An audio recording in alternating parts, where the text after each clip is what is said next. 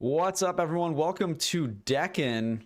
We have a best of 7 show match today between Frontline and PsiOniC. PsiOniC, well, it's been an interesting day because they were planning on playing this on ESOC, but PsiOniC did a 24-hour stream last night, so he was a bit delayed. And long story short, we are still playing this series, but it's on my channel now, so this best of 7 is going to be blind pick every game is what they told me. Interesting to see Frontline here with Ottoman. Both players sending out a villager to find some cows. Actually, 2 villagers going out for Ottoman. Look at that. Very interesting. And looks like, well, we'll have to take a look at how many they get each. I'm really quickly going to switch the overlay over to block the time. Not that we know how long this game is going to be taking because we're watching it live. But, man, okay. How many cows? We got 3 for Ottoman right now. A manor going up mid-map. TP for Ottoman. So much going on. Mosque and market for Frontline. Now, PsiOniC. PsiOniC is... Oh, wait. Do I have friend foe colors on? I do. Let me turn that off real quick. Okay. So, red is PsiOniC as the British. So he's got a manor out here, a couple vills, hunting all the way forward and trying to grab more water buffalo. Frontline as the Ottoman in blue, looking to take a 55 food treasure. Going to be going for a quick age up. Man, there's just so many vills in the middle of the map. I don't even know what's going to happen here. But I think this is going to be a very aggressive game. Ottoman deck not even picked yet. Is Frontline just saving that for potentially 5 vills? He's eating the water buffalo. Yeah, I think he's going to send that, save it for 5 vills. He's already aging up with quartermaster. And we are very quickly heading to the second age. PsiOniC is sending 3 vills. He's got his own market. How many manors does he have? 4 manors already. 2 of them mid-map. So he is planning on... He didn't even get hunting dogs. He opted for an extra vill, which at this point actually is mathematically not the right decision, because 10% would be an extra villager. More than an extra villager, I should say, because he's got 13, now 17 would be close to 2 vills, while a manor would be just 1 extra villager. Anyway, he's going to be getting up pretty quickly and getting hunting dogs pretty soon anyway. So it's just a matter of opinion or choice there. But this is going to be a slow age up, especially on Deccan. 100 food going to be coming in here. He should cancel this vill and age up right now. Cancel. Come on. Wow, okay, he's going to finish that vill off. He's going to have like 1,000 food in bank by the time he actually starts aging up with this treasure. That's crazy. I am shocked that he didn't cancel that. If this comes in before... Oh, man. Almost 1,000 food in the bank plus gang size. Anyway, this is going to be a crazy economy. I expect PsiOniC. We do have a deck. Virginia Company. I don't think you want to send that at this point. Yeah, probably a naked FF or just dropping military buildings on 700 wood. Maybe 6, probably 700 wood. He's got a fort in deck. Frontline almost up already. Going to be a little bit quicker than a standard age up. Going for a second TP. Sorry if I'm bouncing around the map too much. I'm just trying to cover everything on this super fast map. Okay, we do have 2 forward vills, and they look like they will be building something. There's villagers behind them building a manor. I think we're going to see a double barracks, potentially. Still no house for Ottoman. Not a single house has been built. Barracks and steel traps coming. So it's probably going to be a double racks Jan rush, I would expect. He needs to drop a house at some point. Pretty soon. There it is. I guess that'll finish just a second before the barracks. So no idle barracks, no idle TC time from that. Pretty smooth. Alright. Has this opponent aged up? PsiOnic's not even... He's like 10 seconds away from aging. And there's going to be Janissaries in his face. Where are these vills? Let's take a look at the vision, because these vills have to hide pretty soon, right? They can't stay here.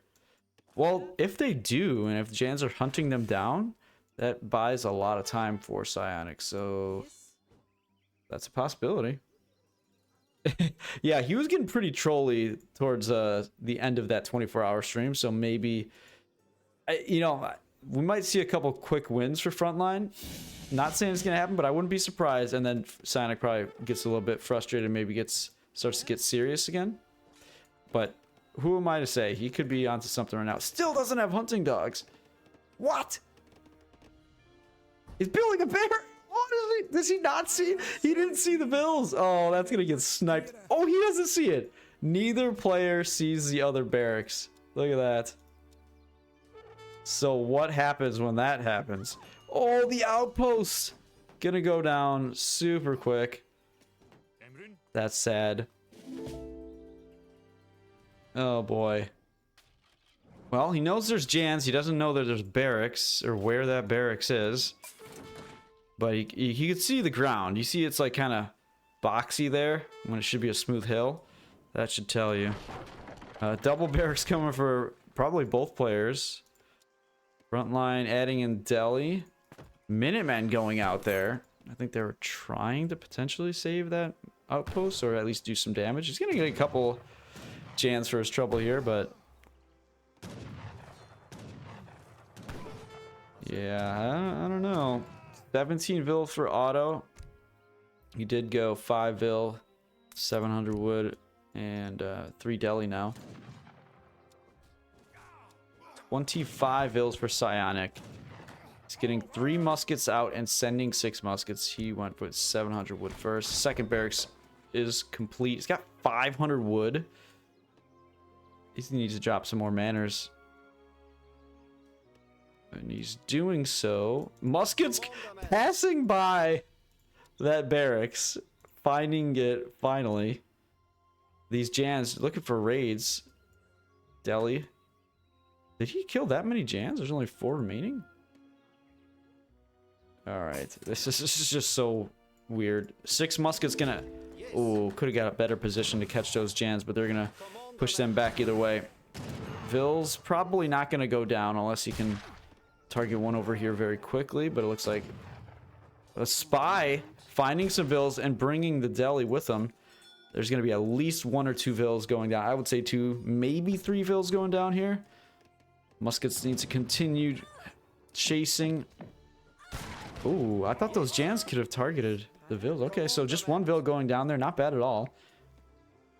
20. This is how crazy this map is. We're still at 6 minutes and 15 seconds. That's absolutely insane. Explorer catching some muskets. Jan's coming in as well. These guys are a little bit out on their own. Too much to really put up a good fight. If these guys were with them, obviously Brits would have the advantage in that engagement. But when you're split up, things like this can happen. 2 Vils getting awfully close to the British town center. In line of sight, but obviously not range. PsiOnic's at 31 Vils, going back-to-back military shipments. Frontline, just the 1 barracks. He does have 3 TPs. 2 of them are on stagecoach. And he's got 600 wood coming in now, which is kind of surprising. What did he use the 700 for? Is he still picking that up? He is. So that's a lot of resources. It looks like he's maybe trying to age, but also sending wood. Makes me curious about his intentions here.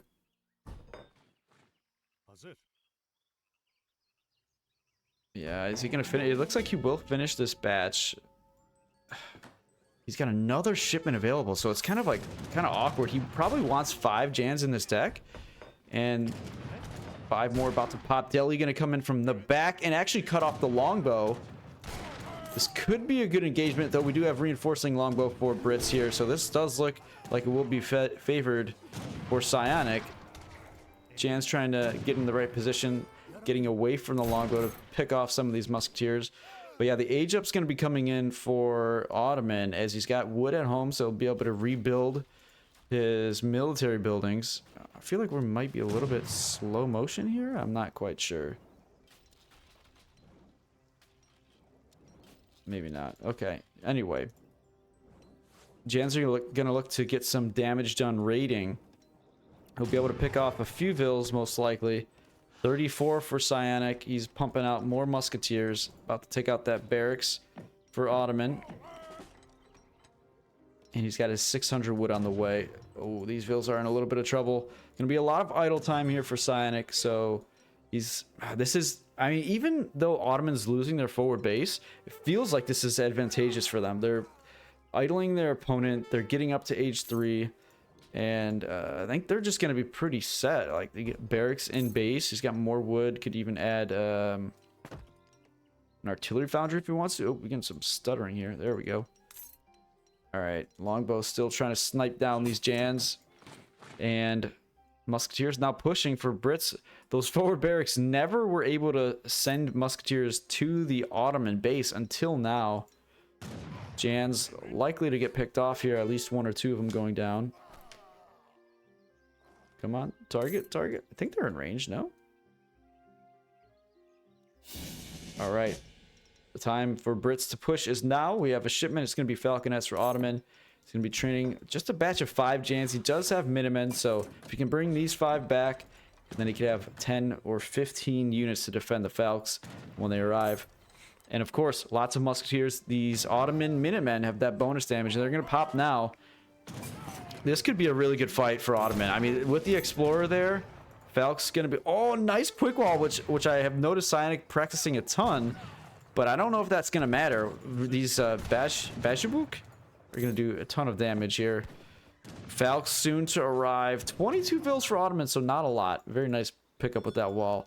PsiOniC he's made some insane quick walls in this stream yesterday. He had like... He was playing Sweden in one game with a Torp, like right in between a TC and another building. He's just trolling in that game, but he's been getting very good with this, so I'm excited to see if he can pull that out again in this series. I'm sure he will. All right, so now we have 39 vills for Brit, but they are facing the Falconets and age 3 Ottoman with 3 TPs. Oh, a huge shot on those musketeers. Jan's coming forward. And it looks like PsiOnic's going to stick in age 2 here, adding a stable and Hussar. He has huge map control and vision. But is that going to be enough? I mean, he can continue running around. And it looks like that's what he's going to do with this longbow, maybe? Thought maybe he'd go running around trying to snipe some vills, but it looks like he's going to back up for the moment. Adding 700 coin here for probably production, looking at what he's got in queue right now, rather than an age up. Vet Jans is in. There's 14 of them. Sent the 8 Jans, queuing up more at the barracks, and Veteran is already in. So only 1 military building usually isn't something that's going to be successful, but when it's Ottoman and Vet Jans, it's still quite strong. Usually you want to have another production building, especially as his opponent's got 3 going right now. Though a poor batch of musketeers popped out there. I think just 2. PsiOnic's going to have some really good micro here. He's going to have to split up his troops, get in stagger mode, and it looks like he's going to commit or maybe just snipe a unit or 2 here. Wow. Looks like this is very interesting thinking here. Frontline targeting the 2nd barracks with his Falcons, the 1st one with his Jans, and right now neither of them have gone down. 135 HP for this one, and it's going to be able to pop musketeers, so he's going to make the mistake of targeting just 1, and he's going to get popped on because of it. Already 1 Falconet going down to the flanking Hussar, musketeers popping out, longbow targeting, and that Falconet is down. Frontline not taking out either of these forward barracks. Very interesting decision making there, and that might cost him a little bit, as this one obviously could have gone down with just 1 Falconet shot. But splitting up the siege there, I sometimes do that myself. Didn't seem to work out in that situation. Still committing to age 2. PsiOnic's now sending 4 villagers. 43 is what he has currently. He's got a macro a little bit better here. He's got too much on coin at the moment, but he can always buy. Oh, we have a pause. All right. Oh, and we have to live through this because we are observing live. Can't speed this up. Look at that though, big. Okay, no stream sniping. PsiOniC, don't look here. But we have a big shipment coming in for Frontline. I'm gonna take a quick look at the chat, make sure nothing's going on And pause is just a momentary pause. Okay, there we go. We're back. We have 25 vills for Ottoman, and I think this might be their last big attempt at a swing of this game, as score is separating quite a bit in favor of PsiOniC. Those 5 Jans picking up a couple Vil kills. So these Spahi, they do have potential to swing games, but when it's complete musketeer mass for infantry on the other side, it's going to be quite difficult. Foundry's going up for Ottoman, but a Vil is going to go down before anything really starts happening here. And a big volley on a Spahi as well. More Vils taking shots, one going down almost a second. But here comes the big fight. Let's see how the micro is done here. The Spahi can get a lot of value, but they have to be pulled back just in time to not take that melee damage. Good job so far for Frontline. Janissaries are here, and they're really starting to erase this mass of musketeers, but there are Hussar from Brit. That's going to take away some of the fire from the Jans. Spahi doing a lot of damage, but a couple of them going to go down. Fourth one likely to go down, and the fifth one probably as well. So pretty good micro from PsiOniC there. Though the Spahi did do a lot of damage and get some value there. Looks like a double batch of Jans coming out, unless there was just 5 idle for a short period of time. Either way, I think that gets Frontline back in the game. Scores closing the gap significantly there. And 2 Huss rating, but there's 5 Jans on it to stop that, shut that down. 1 Vil might go down, but good micro there. Pushing that Vil in between the other villagers, trying to cause a delay, but he does go down. Really good effort there by Frontline, but PsiOniC watching it himself. Another engagement here. We have a large mass of veteran Jans, and it's maybe enough to push, but PsiOniC gets the Scotsguard Musketeer attack upgrade card in, and that's going to help him defend this push. 9 longbow batch coming out as well. That's going to be really nice. And it's getting to the point where, ooh, nice 2 Jan raid is really helping keep him in this game, I think, at the moment. 1 Falconet coming out for Frontline. That was, he sent 1k wood. Oh, just now. So he can go for a second TC or sell some of that wood and go for Falconets, though I think he would have probably sent 1k wood if he wanted more Falcs. Look at this. 2 Vils likely to go down. 1 at 6 HP, the other one at 6 HP. These 2 Jans. Oh, one of them's going to escape. Then the second one is no longer targeted. He does recognize that and takes him out. And that barracks has been repaired. One of them has. Let's see how this goes down now. How this scenario plays out. Second TC going up. 5 Jans there to push back any raids. Another longbow batch, but targeted immediately. 2 of them go down to a Falconet. The surround is here. Will it be enough? There's just a few longbow targeting that Falconet. Does PsiOniC have some Huss? He does. He's got 4 of them closing in here. Oh man, we got quite a bit of lag, unfortunately. Hopefully this is not affecting the players. Okay, I just needed to click that button. Huss looking to make their way to that Falc. One of them gets taken down by that Falconet. But it looks like, oh, it's going to be really close, though. Infantry will support and take out that Falconet. But I think a decent trade. Explorer steering there. Going to get a little bit. Oh, we have an accidental Alt-D there. That's an old little bug that brings the Explorer back. Going down again, though. I believe that's what happened there, if I'm not mistaken. Jan's still raiding in base. And with that high HP, they're going to be able to stand underneath the TC and be annoying for quite some time. Let's see how Frontline's following this up. Do we have no Falcs in queue, but he does have Abus on the way. He's got over 1,000 wood in the bank. I expect to see another TC dropped immediately because of that. 26 Vils for Ottoman. Falconet is in queue. He still has a TPs on wood. I think he needs to make a change there. Unless he does plan on dropping a 3rd TC and getting the mosque upgrades. And it looks like PsiOniC has turned his attention towards those trading posts. He's also sending the next Musketeer upgrade card in Age 2. Huss going in for a raid. Might be able to pick up a Vil, but no, they're going to just swing by, scout out, get information. Their town center trying to be built by Frontline, but it's in a bad position for that. Hopefully he recognizes that and saves that Explorer. More Jan raids. I got to pay more attention to this because Frontline's getting a ton of value here. And it's keeping PsiOniC's Vil count really quite low. 43 villagers at this point. 2 more Falcons.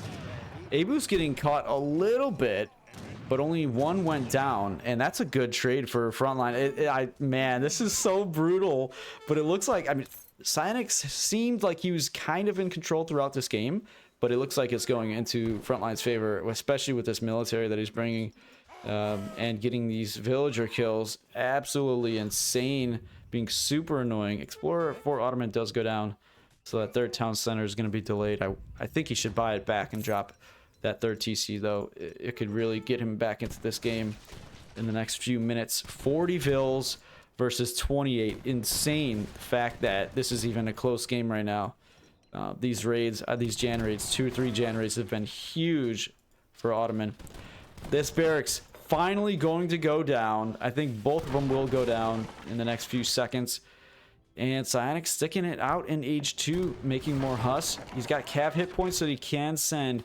Is he really? No, okay. He's not committing for these Falcons just yet. But I think, man. Oh, Abus on Longbow. Usually this isn't too bad for Longbow, but when the count is very similar, it's a nice trade for Abus. And yeah, these Longbow are going to go down, taking out a couple more. Abus bringing the count down to 3. But this is the type of thing that's tough to deal with when you're stuck in Age 2. Very strong Janissaries. He's got some defending rate. That's what I think is so interesting about Frontline, is that he's able to commit forward and press his opponent while also having some Jans defend raids and Jans commit to raiding themselves. So just a really good use of the military, and like knowing just how much he needs to be able to safely push while still defending his villagers. It's always a tough thing to balance, because oftentimes you just want to send all the Jans forward and attack. But look at this. This could be trouble, though. There are 8 Jans here to defend this raid and help guide these villagers back to the TC. This is, he's going to save some vills, but there are a lot going down. Oh, the side base. What is going on? These Jans finding the 2 barracks going up, though the vills will escape. There's hardly any villagers gathering for Ottoman, but he's got Mamluks on the way. And when you've got a couple Falcons, even just a few Abus and Mams, there's nothing in Age 2 that's going to take that out. Doesn't matter how many Musketeers you have, they're going to get destroyed by the artillery while trying to snipe these Mams. And 27 Vils, you can get a couple more once he drops a house. But man, this is looking really good for Frontline. He's even taking the score lead at this point. And a little cleanup's going to be done over here by PsiOniC, taking out these Jans. But at this point, the map is starting to run out for Brit. Hunts are pretty low. And it's looking tough. Look at he's even sending, where did these guys come from? He's got some flanking Jans and flanking Falcons. These Jans are going to go in melee to make sure the Musketeers get another volley on their heads.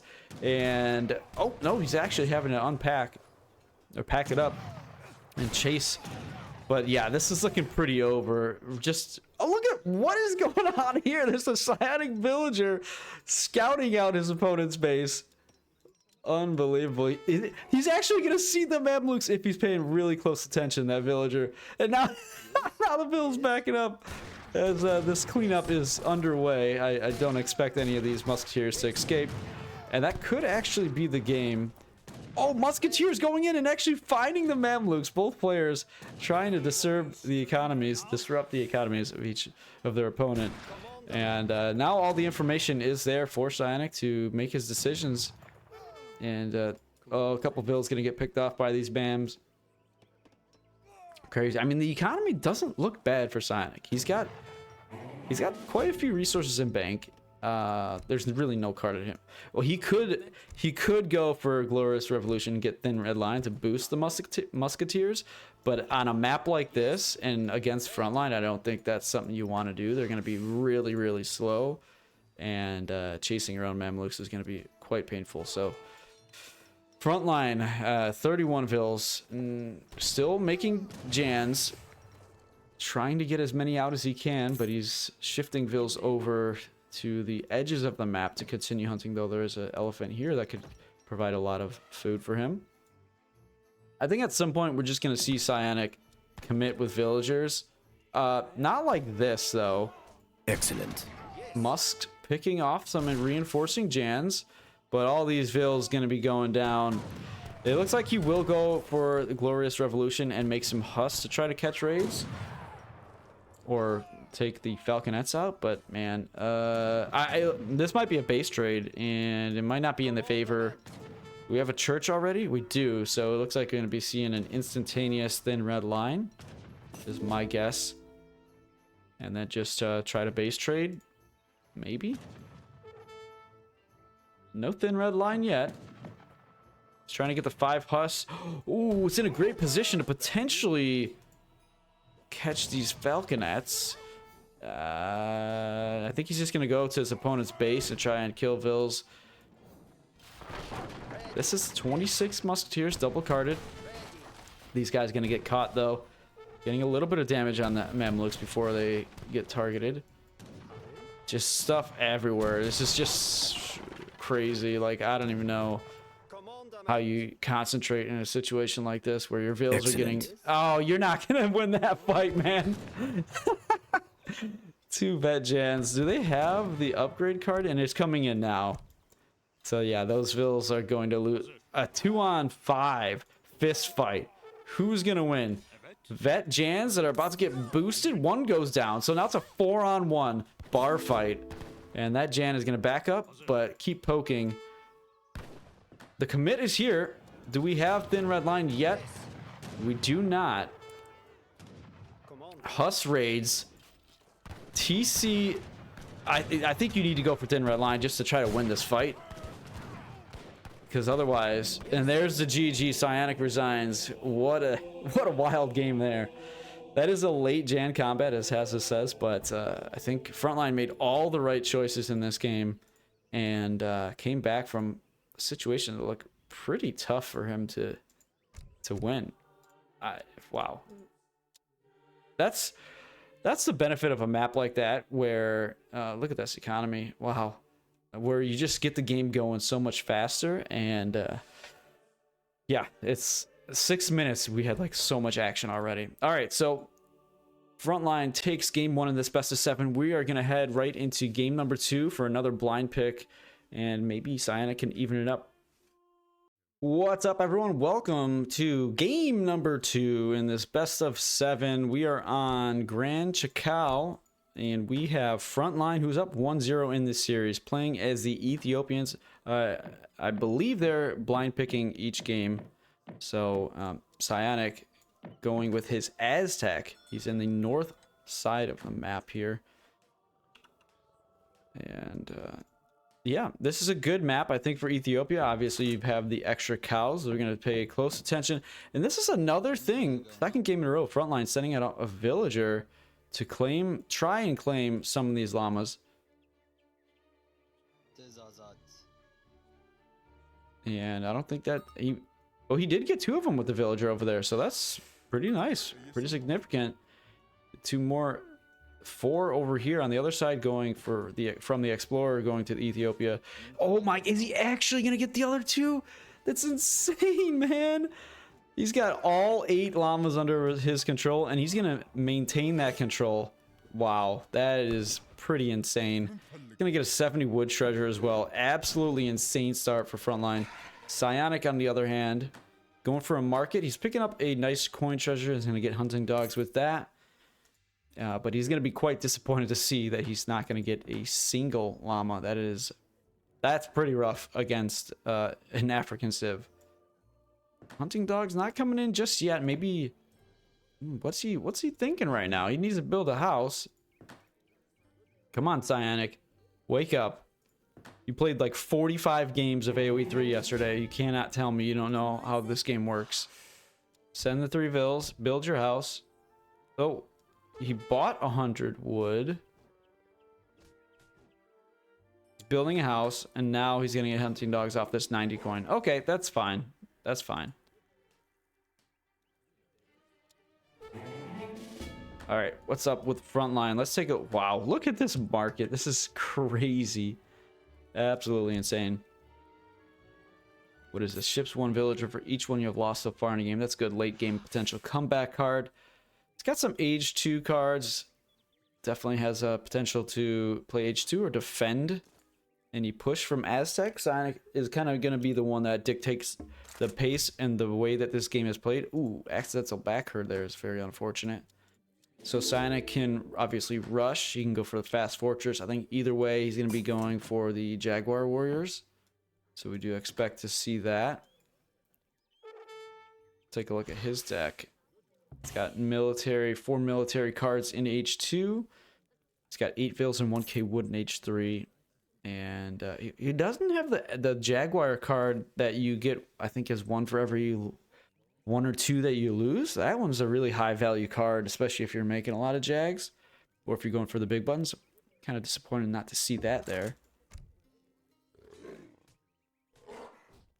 But yeah, we can definitely see a FF out of Ethiopia, but he's going to have to scout well to see what his opponent's doing. Treasure contention here might go to Ethiopia, but he might lose his Explorer. No, he's going to lose his Explorer before it ever happens. Oh, he's trying to heal him. 3 HP. Oh, he's actually going to get away. Aztec does get the 100 XP treasure, so good value there. And we do see all vills still on food, so that means we are going to see the Aztec scouting party. And then we'll have to see how he switches up his villagers after that. Frontline. What did he do? So the Abun hasn't done anything yet. I don't think he's sold any extra cattle, which is kind of surprising. He's adding the wood chopping upgrade, but no mountain monastery yet. Would have kind of expected that, but I guess he is going to prepare for a rush, or at least for the Jaguars. And yeah, it's important. He's got a herd here because he did have that accidental back herd, really costing him a little bit of time herding those closer to the TC. Now, I'm curious what his first clicks are going to be once he gets to H2, but that is still quite a bit away. Aztec. Did he get the Jaguars? There they are. They're already on their way over. And 5 Coyotes is the first card in H2.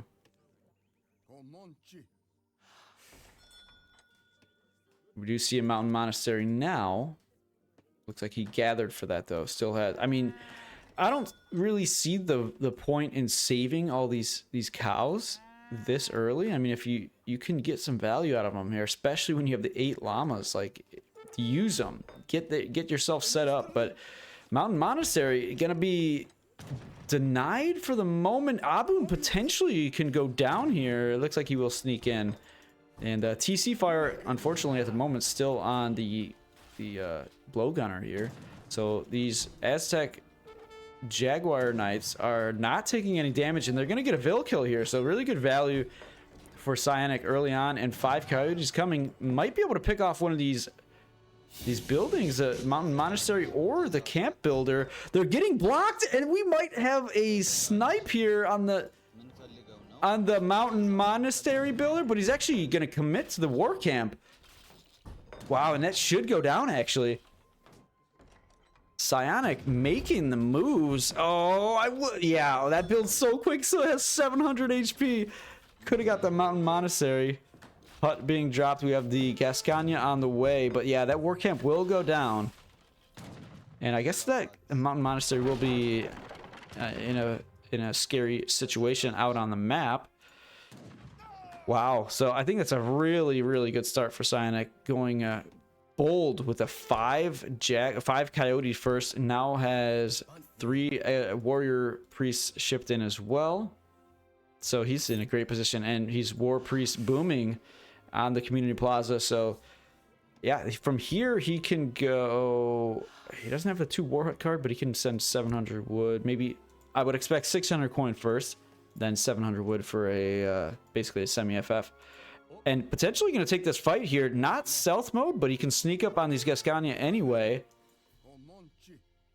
But he's choosing to try and escape and run around with the Coyotes.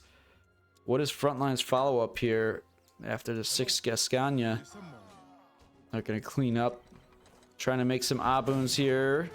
But one might be in a vulnerable position. Not spotted, though. War camp has been rebuilt, so he wants 700 wood. It actually still on the way. Jaguar is all cleaned up now. And quite a bit of influence in the bank. But it's on pure coin in the mountain monastery. It's basically all these llamas contributing to that influence trickle. Might be able to go for cannoneers, but I think this is shaping up pretty good for PsiOniC at the moment. It looks like Frontline is going to commit a little bit to age 2, and PsiOniC going for 5 vills now. Might be going for age 3. 120 coin, going to really help that age up. You've got 8 warrior priests already.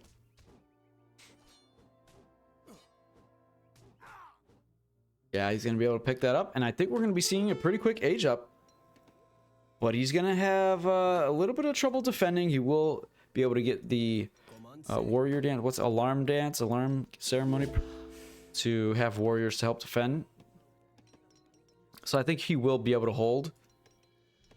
I think he really threw Frontline off his game plan here. So I think PsiOnic's looking like he's in a great position. He could cancel some vills, sell some food, but he's going to lose a vill or 2 here, I think.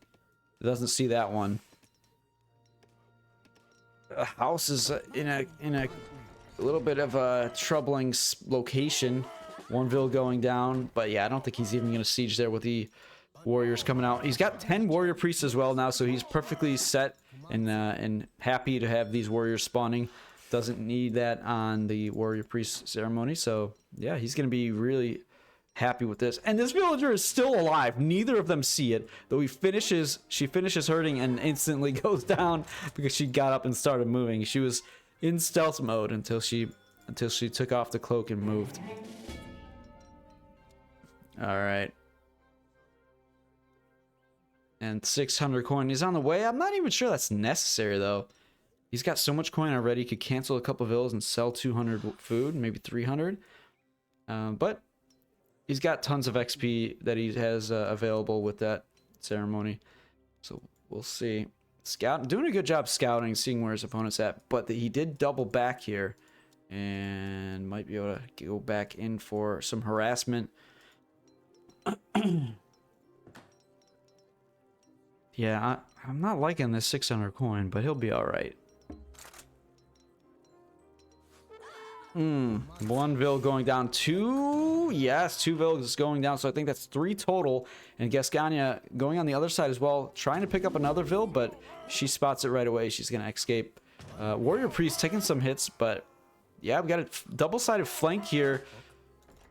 PsiOniC doing a great job microing, bringing back the warrior priests before they die, but even better, Frontline targeting the ones farther away, so 1 will go down there.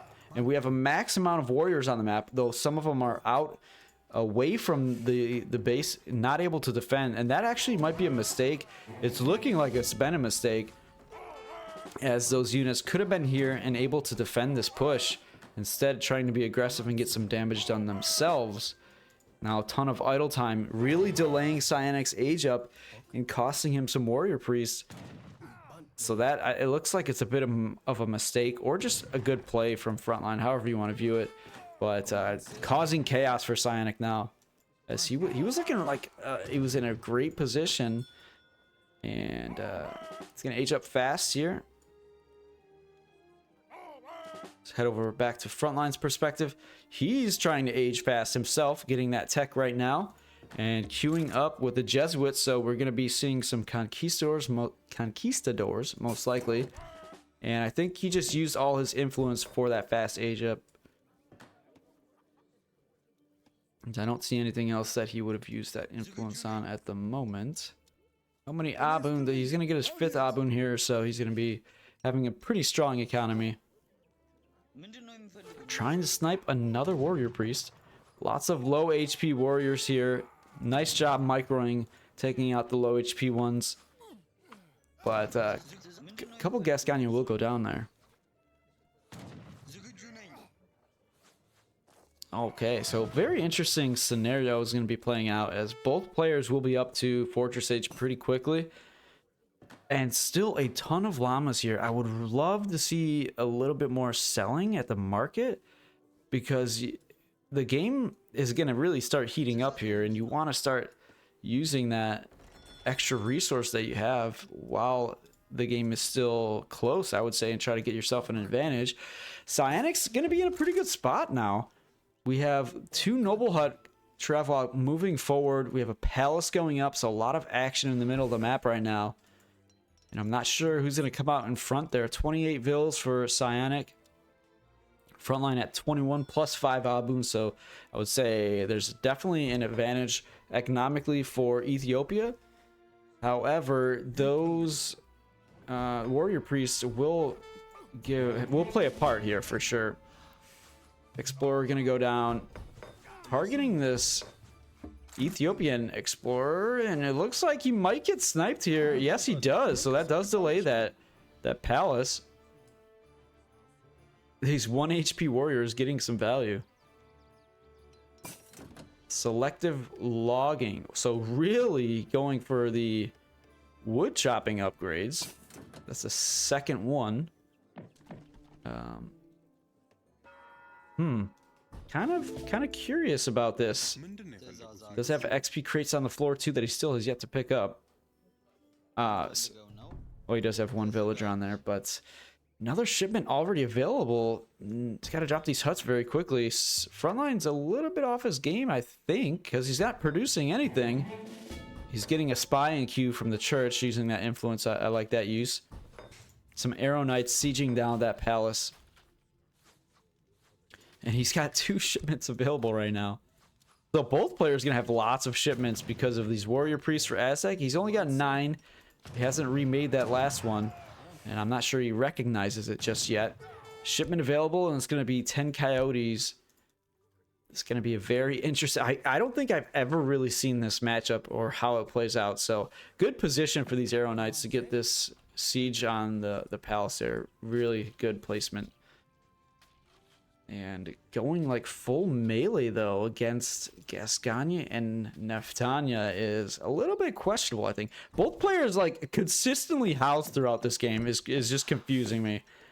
So 1k wood came in for Aztec. Oh, he's gonna get a poor batch there. Just 2 Jaguars.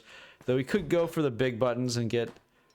He could go for like 2 straight big buttons, and that's why I love that card that gives you an extra Jaguar for like every 1 or 2 that have been killed, because he's gonna have a lot of them throughout this game. Palace pretty low on HP. Arrow Knights being pushed back. Shipment available again for Aztec. And it's gonna be 9 Jaguars. So I think he's trying to snipe this, then get the ability to use his stealth. Where it won't be uncovered by the palace. So that could be part of his game plan. This pop is going to be interesting. He's going to either have to commit or back up here with these Jags. And the big button's coming. I think he's committing. He is indeed. Big button is on the way. He might be able to queue up the next one right after it. And we have Shotel Warriors coming in for Ethiopia. Big pop on the Gascogne and Neftania, and another shipment on the way. But I think there's just too much good kiting here for Frontline. Probably want to... Yeah, that is a lot of Jaguars. I think he really wanted to get that palace down and just get a stealthy pop, which could have changed the game, but... Oh boy, that's a big flip of the scenario. We do have warriors going in base for Ethiopia, trying to raid or at least distract. Coyotes sneaking in, but I don't know about that timing. I would love to see canceling of these and the 3rd big button from the TC might change the game. I'm not quite sure. Warrior's going to quickly go down as that mine runs out, and Abuns are shifting over to the second mountain monastery. And do we only have 2? Yeah, we only have 2. Did one go down that I missed? Must have. Okay, so the big mortar coming in now. That's going to pressure those noble huts. And there's really nothing you can do about this palace. PsiOniC is going to have to just try to flank with these jaguars. He's got arrow knights. Okay, so one of these probably not going to finish because the mortar's going to probably take it down before. It would be pretty close, actually. 600 per shot, so they'll need 3 more. Oh, it will. Oh, he's doing the production rate. Oh, that's a good choice. You might even be able to force this back. A shipment available probably should be the mace. Jaguar is going in for a little bit of like a base trade-esque type move here.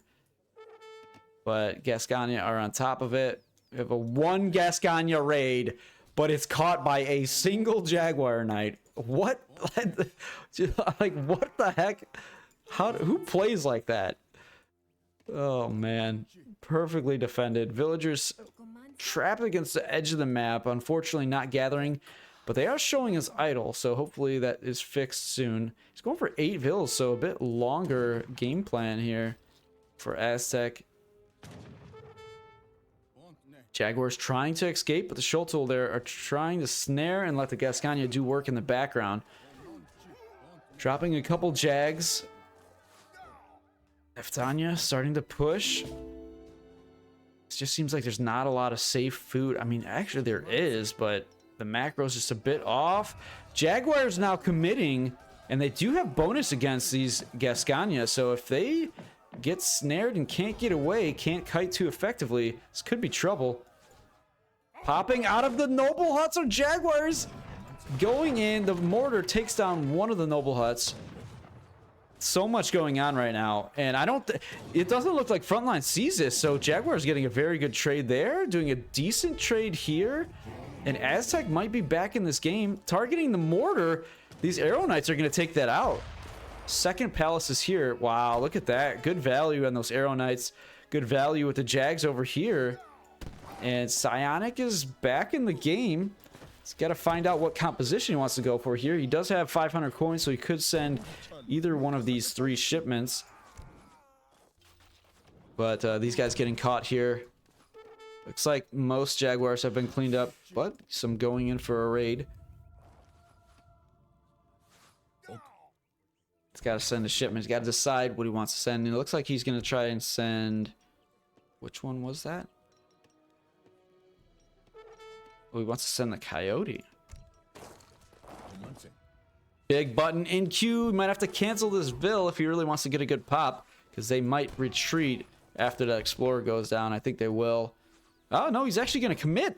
Oh, this is going to be a brutal, brutal pop. This could be super strong for Aztec. Why doesn't he have 13 slingers here? This would be a cleanup. The pop's going to clean up anyway. Look at that. An attack dance, attack ceremony going on is a split here. Pretty well done for PsiOniC. He's going to be able to snare both groups of Gascogne and get a very effective trade, I think. But these guys going idle, not... Man, if he had the slingers there, would be a total clean. The raid was caught by these Neftania. Oh my gosh. He's finally now sending the... support, temple support for Coyote is going to give them extra damage and armor, plus 7 of them. And we have elite Coyotes coming in now as well. 47 vills for Aztec. Pretty impressive after all this stuff going on here. I thought he would be a bit behind in economy, but he's definitely ahead. We do have... Oh, for the love of God. There's 9 cattle or llamas on the livestock pen. Please use it. Oh, and stealth mode is going to be effective here. The palace is around, but the range looks like it's only there, so they'll be able to surround most of these Neftania. before the fight begins. I wonder if... Oh, he's waiting for the Coyote, and then the Slingers are behind that. Could also bring back the War Chief. Looks like Coyotes are going to commit, even though the Neftanya have retreated. Palace is going to unstealth these Jaguars, so they're going to get in a decent position, and all these Neftanya are going to go down. Gascogne are here to help kite and create some space, potentially. But, I don't know. There's more reinforcing Neftanya. This should be a decent fight for PsiOniC. He has the attack ceremony. And with a combination of Coyotes and Jaguars, it's tough to escape. 13 Slingers coming in behind this as well.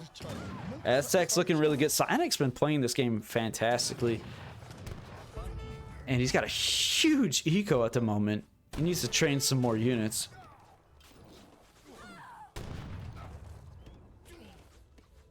He's held. Frontline has held, and he has a score lead. I'm not really sure how. He's got just 30 vills. He's now training some conquistadors with that large sum of influence that he has right now. Should be able to get out a 4 or 5 batch. Yeah, this is I'm not sure which way this game's gonna go. If PsiOniC can just get more units out on the map, I think he's gonna be ahead and be able to close this game out. Arrow Knight's actually being quite effective, taking out multiple palace and the mortar throughout this game. PsiOniC getting his wood chopping upgrade, getting elite slingers, more Jaguars. I think he's gonna wait for this slinger card here and then probably start really committing. Second TC for Ethiopia, putting up a couple palaces. But the eco just seems not all that great for Ethiopia, and we have a Coyote raid taking out a Vill there. Vill's getting pushed on this eastern side. The palace will go down, and then probably a villager or two. So good raiding, good map, not awareness, but being all over the map. PsiOniC controlling this game, still behind in score, is just baffling me.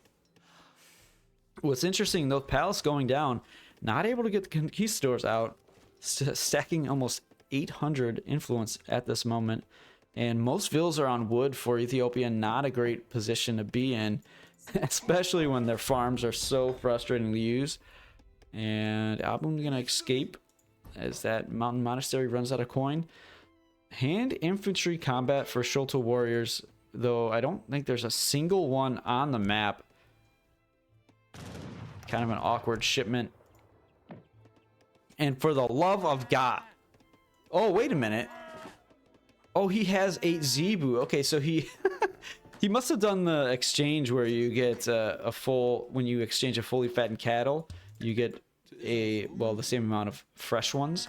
So, okay, maybe that's why he's got so much influence and that's why he was saving them for so long. But I feel like, what is he going to go for in the end with all this influence? I don't know if that only applies to cows. He has like 3,000 food just sitting around and he can't find anything to gather. Sometimes you just got to eat them and you get XP. Well, at least when you kill the Big Benny, you get XP. I don't know about the other ones. All right, PsiOniC building up his mass. He's at 130 population here.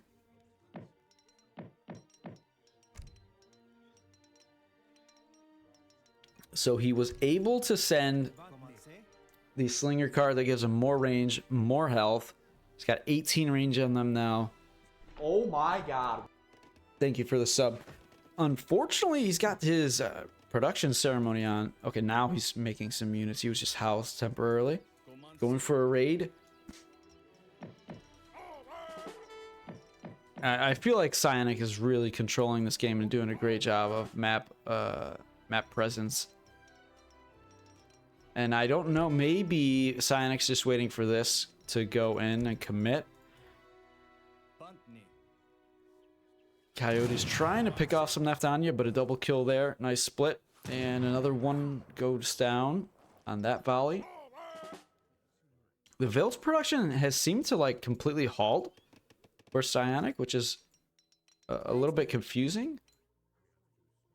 I guess he's just focusing on military and trying to really mass up before this next push. Neftanya sniping an Arrow Knight. Look at this mass though. Like, there's no way Ethiopia competes with this army when this fight finally is underway. Like, I don't understand why the scores are so close, but I think PsiOniC just totally destroys Frontline in this fight. He doesn't want to commit just yet. We do have some conquistadors here now, utilizing that influence finally. Slinger's a little bit caught out on their own. PsiOniC trying to figure out where he wants to take an engagement. Trying to control the map, but this is a little bit awkward to go in between his opponent's base here. Coyote's not going to be able to get... He needs to do a drag box flip to the front. But Jaguar's in on his opponent's Gascogne, and I think this is going to be a total cleanup here. Coyote's getting to the back line onto the Neftanya. Slinger's doing work in the front, but they should get a little bit closer to these Gascogne. Sholto Warriors getting on those Slingers, but there are still Coyotes, or excuse me, Jaguars here to defend. And I think just a full commit here. PsiOniC should be able to clean this up and claim this game, potentially evening out the series. Do have some reinforcing batches coming as well. And these Neftanya are pretty much undefended. Nothing, no anti-cav here, as these Coyotes are going to clean them up. Sholto getting on the Slingers, but there's just not enough of them. And it looks like this game should be over any second now. PsiOniC just able to continue pushing. And the Ethiopian economy just not there. And I hate to see a game end with this much resources. That you have to think of that as just in the bank, right? 1,000 wood and like an insane amount of coin or food or whatever you want to call it. That's just unfortunate. Just so unfortunate. Gather rate card here, but just 37 vills. The E tier Ethiopia returns.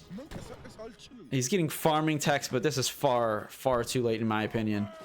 Score makes it seem a little bit closer, but the game is just not that close at this point in time. And yeah, just I think that's one thing Ethiopia can do to avoid or delay the field transition is just eat some of these cattle if you have them. He's even got some influence in the bank too, so it's unfortunate. I mean, I think Frontline is familiar with Ethiopia, but struggling here a little bit in this game. But PsiOniC did play this really well. Had some good map presence throughout the game. Took some good engagements and kept his economy up. I mean, he hasn't trained too many vills lately, but he was at like 55 vills, I feel like almost 5 minutes ago. So economic advantage definitely in his favor this game and really helped him mass up the military. And he's continuing his push onto the field transition for Ethiopia.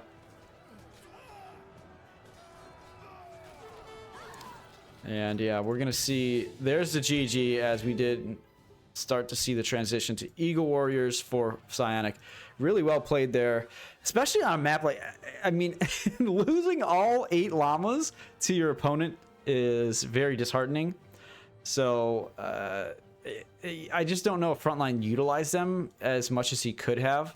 But either way, when you don't get any of them, when you kind of expect to at least have a little bit of a boost to your age up time, PsiOniC still able to pull this one out. So congrats to him. He's tied up the series 1-1, and we're going to head right into game number 3.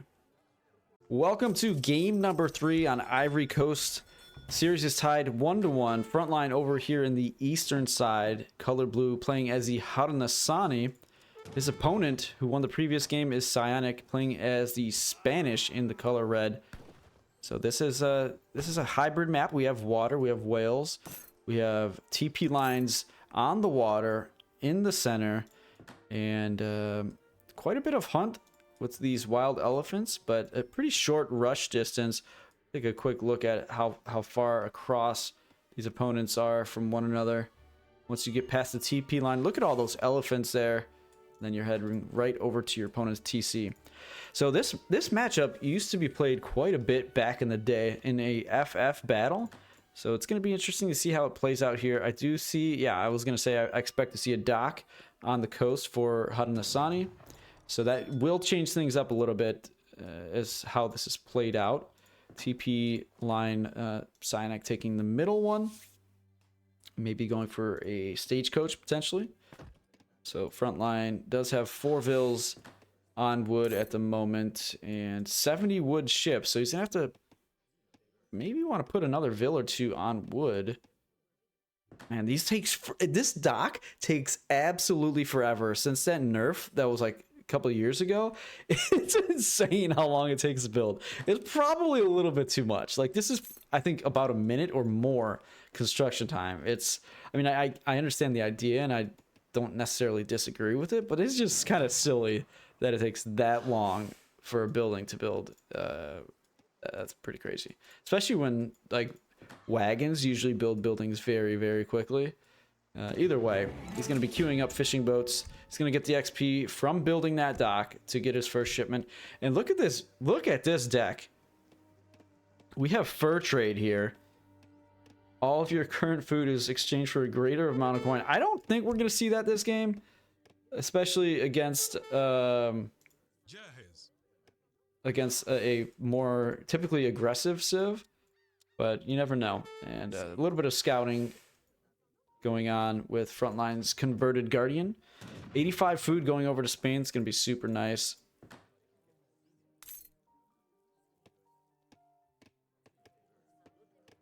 You guys are just, we got memes in chat right now. Does the game feel like it's at a normal speed? It does, right? It does feel like they're gathering normal. I don't know. Maybe there's just so much going on that I'm, my brain's, or my blowing my nose and blowing my brain out. It's affecting me. Oh, big time treasure contention. And not just that, but Explorer under threat.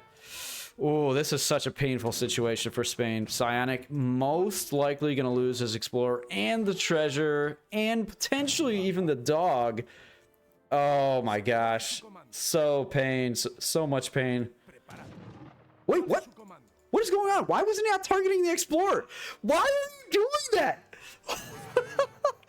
He just flexing on him or something. I don't know what was going on there. Just kill the Explorer, but he gets the treasure and then kills the Explorer. Oh, Frontline. Always trolling. Holy cow. Okay, so that's a huge loss early in the game for PsiOniC, but doesn't necessarily mean the game's over, you know. But a good map for Hadanasani. He's got 3 fishing boats already.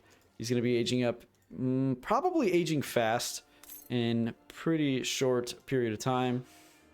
Yeah, let's take a closer look at that deck. We do have some warships, siege combat, advanced war huts. Is this a treat? What is he? I don't know. We might have a treat for us this game. Some bizarre cards there in that Frontline deck. And then I don't know what you guys are talking about in chat. I wish I could be viewing this, but focusing on the game anyway. We do have warships for Spain as well. Lots of military cards as expected.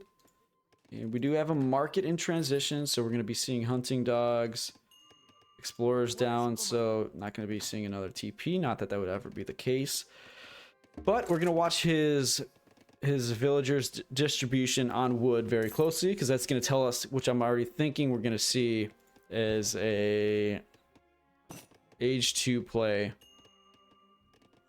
And we do see a villager going forward.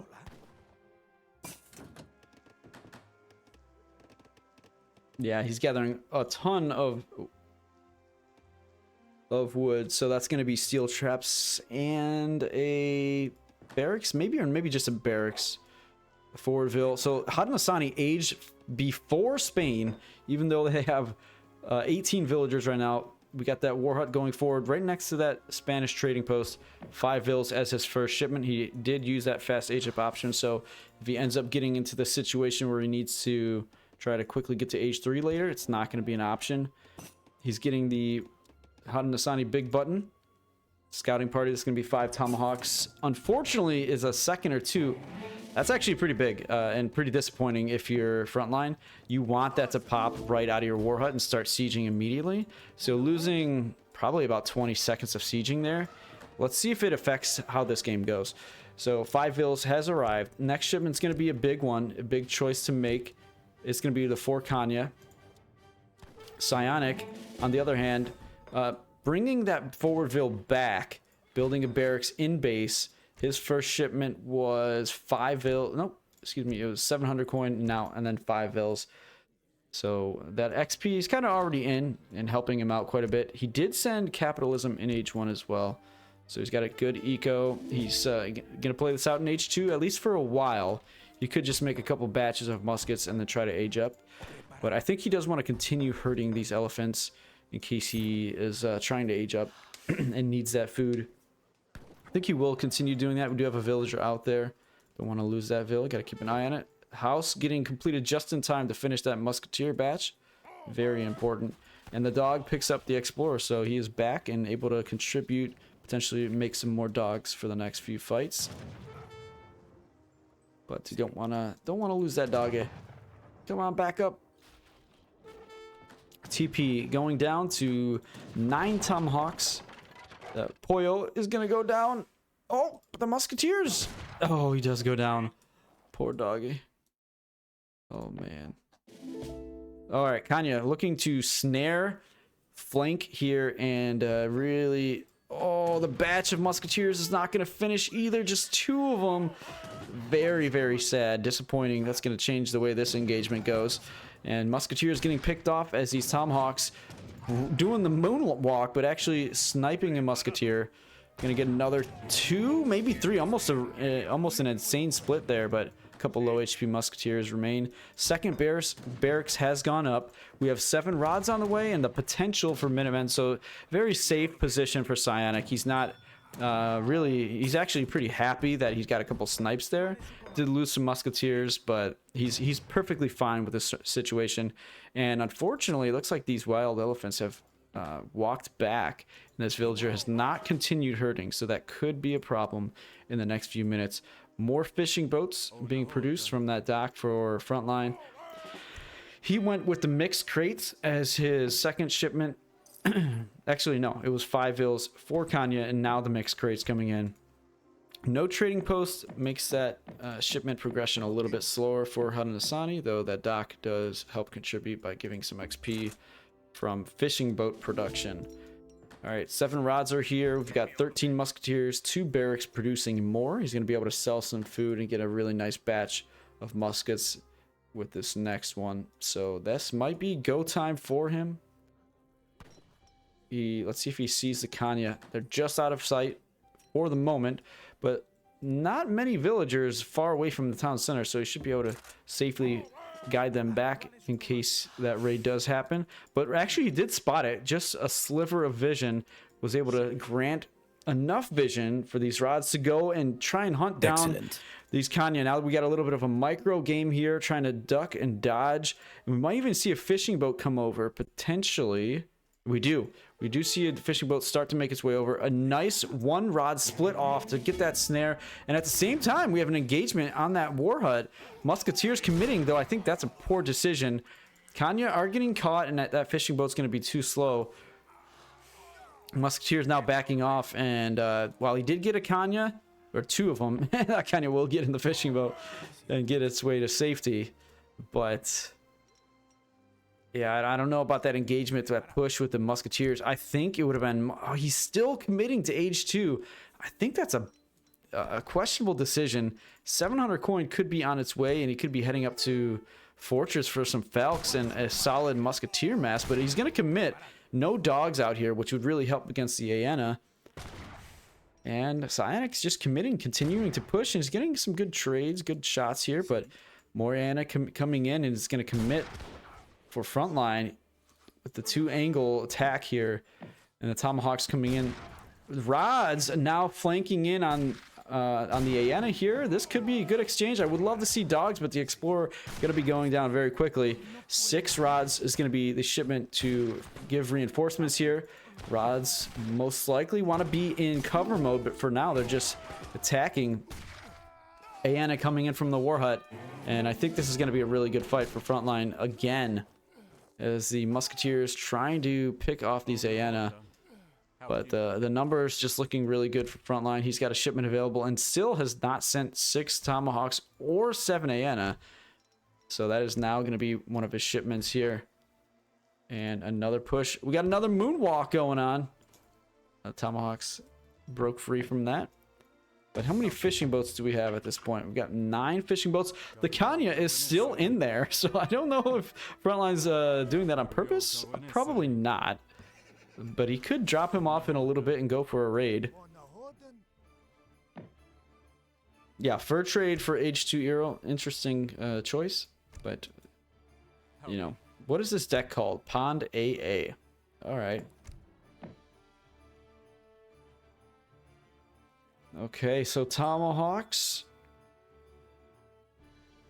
in production and shipping in. We've got 40 economic units for Frontline. I don't say villagers because these fishing boats aren't quite as strong as villagers, and the 2 caravel finally make their way, and this really is going to be annoying to deal with.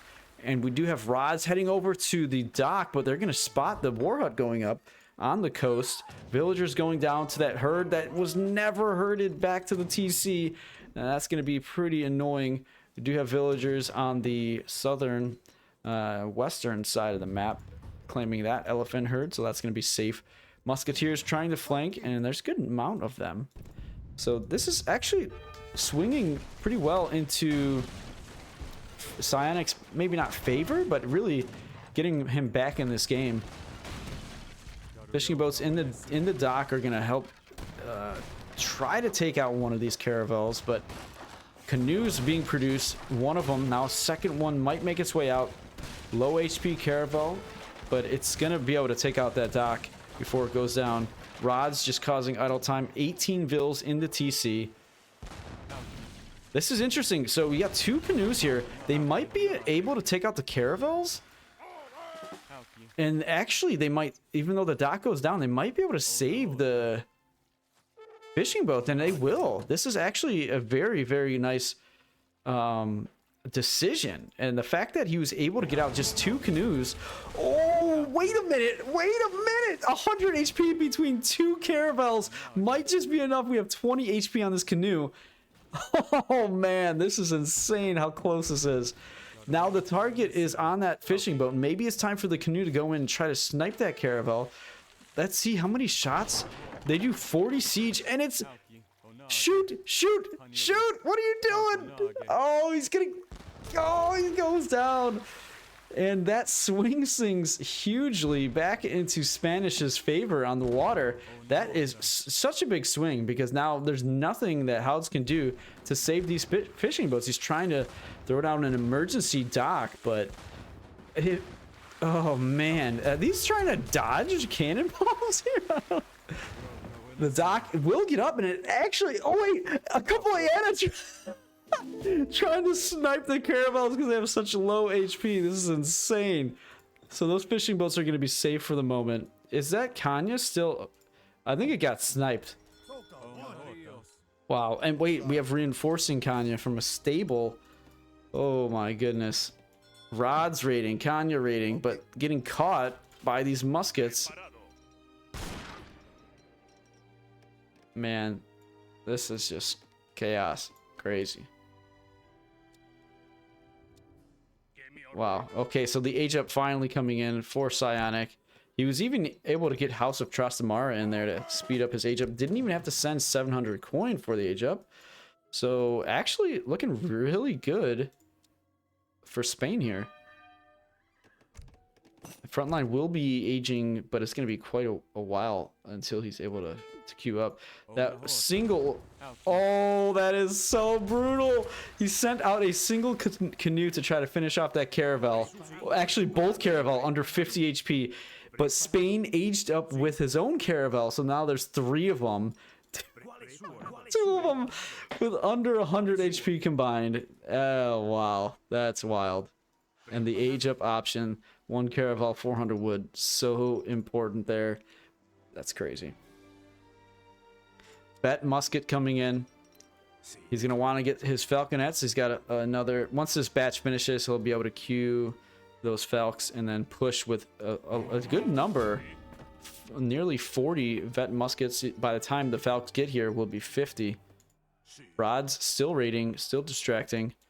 And man, as good as Frontline was playing early in this game, it looks like PsiOniC is way ahead for the moment. And as I mentioned earlier, Houds did use these Aena trying to snipe the caravels, but oh man. Oh my god. Insane. So yeah, I mentioned earlier, Frontline used the fast age up to get to age 2, so he's not going to be able to do it to get to age 3. He's going with the Wise Woman, which is going to give him those resource crates. And we do have Kanya going for a raid. Going to be able to find some Vills, as the Aena are here as well. So Kanya and Aena, there's a lot of Vills under threat here. 16 of them, and some of them will definitely go down. Vet Musks are coming to push this raid back. He splits off just a few, as the rest are going to be marching forward with the Falcons, but the Muskets taking their time. How many Vills are going down here? So far, 4 have gone down. A 5th one, maybe even a 6th one. And the Aena are now starting to target the veteran Musk, so he's trying to fight the military instead of taking out the... Oh my gosh, 4 or 5 canoes here. Gonna snipe one of the caravels. Actually, it looks like 2 of them have gone down. The 3rd one, it's going to be a micro battle here, and I think the caravel probably wins that. Warhut going to go down mid-map. Another canoe coming out. And it might be enough. One last canoe. I think that finally will be enough. But this is all about timing here. With that slow age up coming in, the fast age up no longer available. PsiOnic's just going to march on in, but he's targeting these Aena that are just kind of randomly around the mid-map area. And Caravel should lose to these 2 canoes if they attack. The 3rd one now produced. This is such a pain for Frontline to deal with this water throughout this game. Such good micro and unit control for PsiOniC was able to get him a ton of value on these caravels and focus so much, force a lot of attention onto this water play. And the age up's going to come in here. There's a Warhut in the back to save the Traveler and the resource crates, so that will be okay. Villager's going to try to escape the TC. The first shipment's going to be coming as soon as the age up comes in. I think it's going to be the Forest Brawlers, maybe the Kanya. They're actually going to go Musket Riders. So after all this, just 37 Vills for Frontline. I feel like he had more 10 minutes ago. Oh, no, that was at the 5-minute mark. But maybe 5 minutes ago. So he's got Prowlers and Musket Riders in queue, but I just don't think it's going to be enough. The Warhut might get up, but the Falcons are targeting it now. And it's going to take a ton of damage before finishing.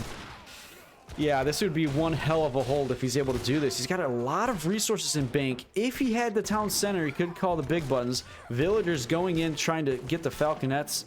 I'm going to be punching them down, and they probably will get one of them.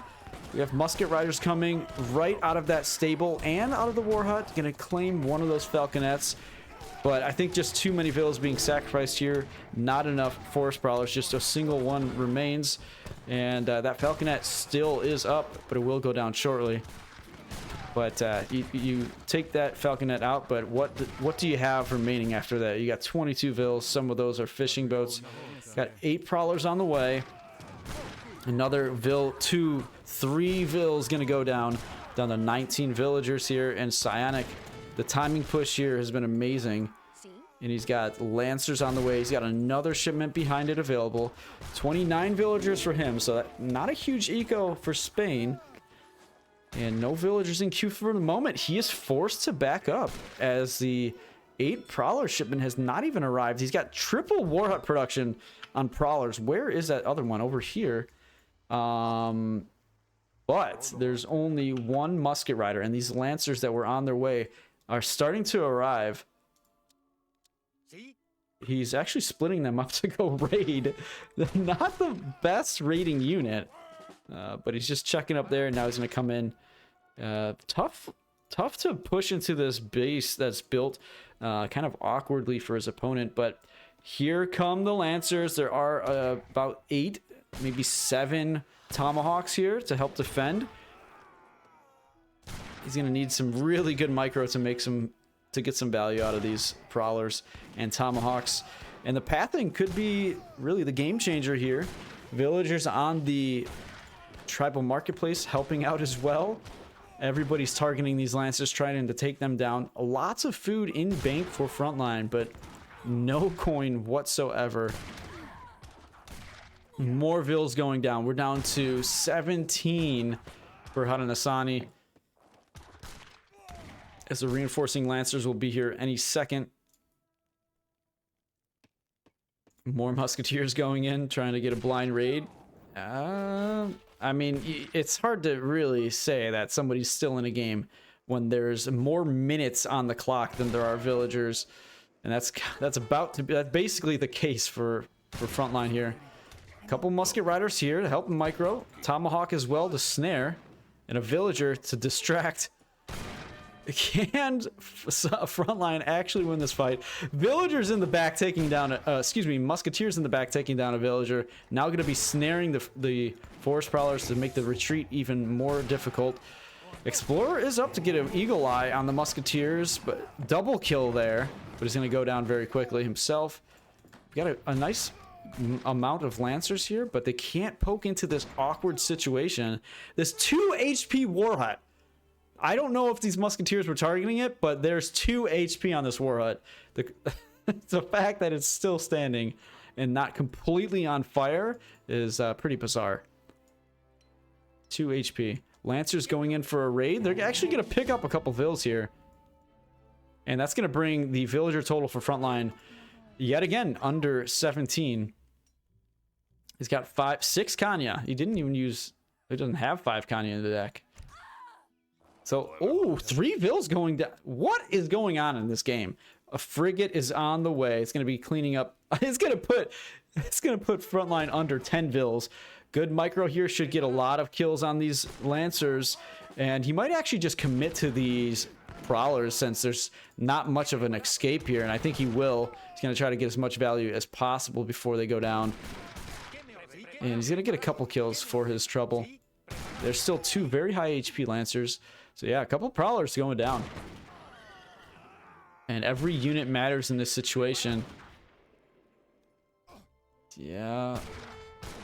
Okay, he's actually splitting off an individual low HP Prowler to save him. It's pretty crazy. Pretty crazy. And the frigate is here. 30 vills for Spain. 15 and no TC for Hadanasani. Yeah, this is not good. Not good for Frontline. As he's starting to push forward, he's got some Musket Riders in queue.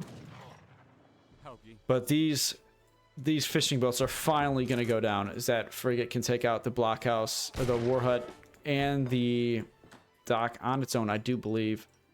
Skirmishers now coming in for PsiOniC is going to be the perfect unit to counter this composition for Frontline. He's going to be able to outmass him. But here, we're going to have one.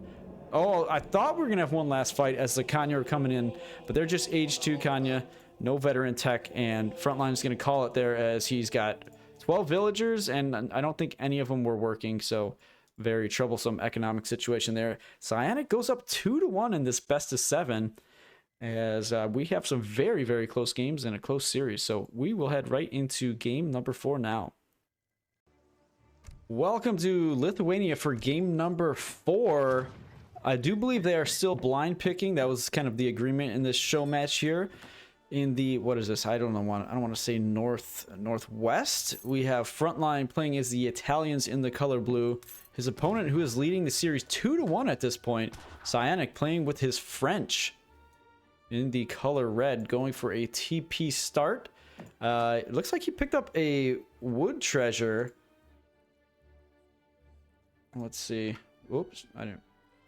There we go. 45 wood, but he's not gathering any wood, so he might be just committing to the 1210. Where's that? Where's that? There's the native scout. Sees a couple food treasures, so he's gonna head directly that way. He is gonna go for 1210, and yeah, he'll be up very quickly. So this is PsiOniC's best civ for sure, like without a doubt. We know that.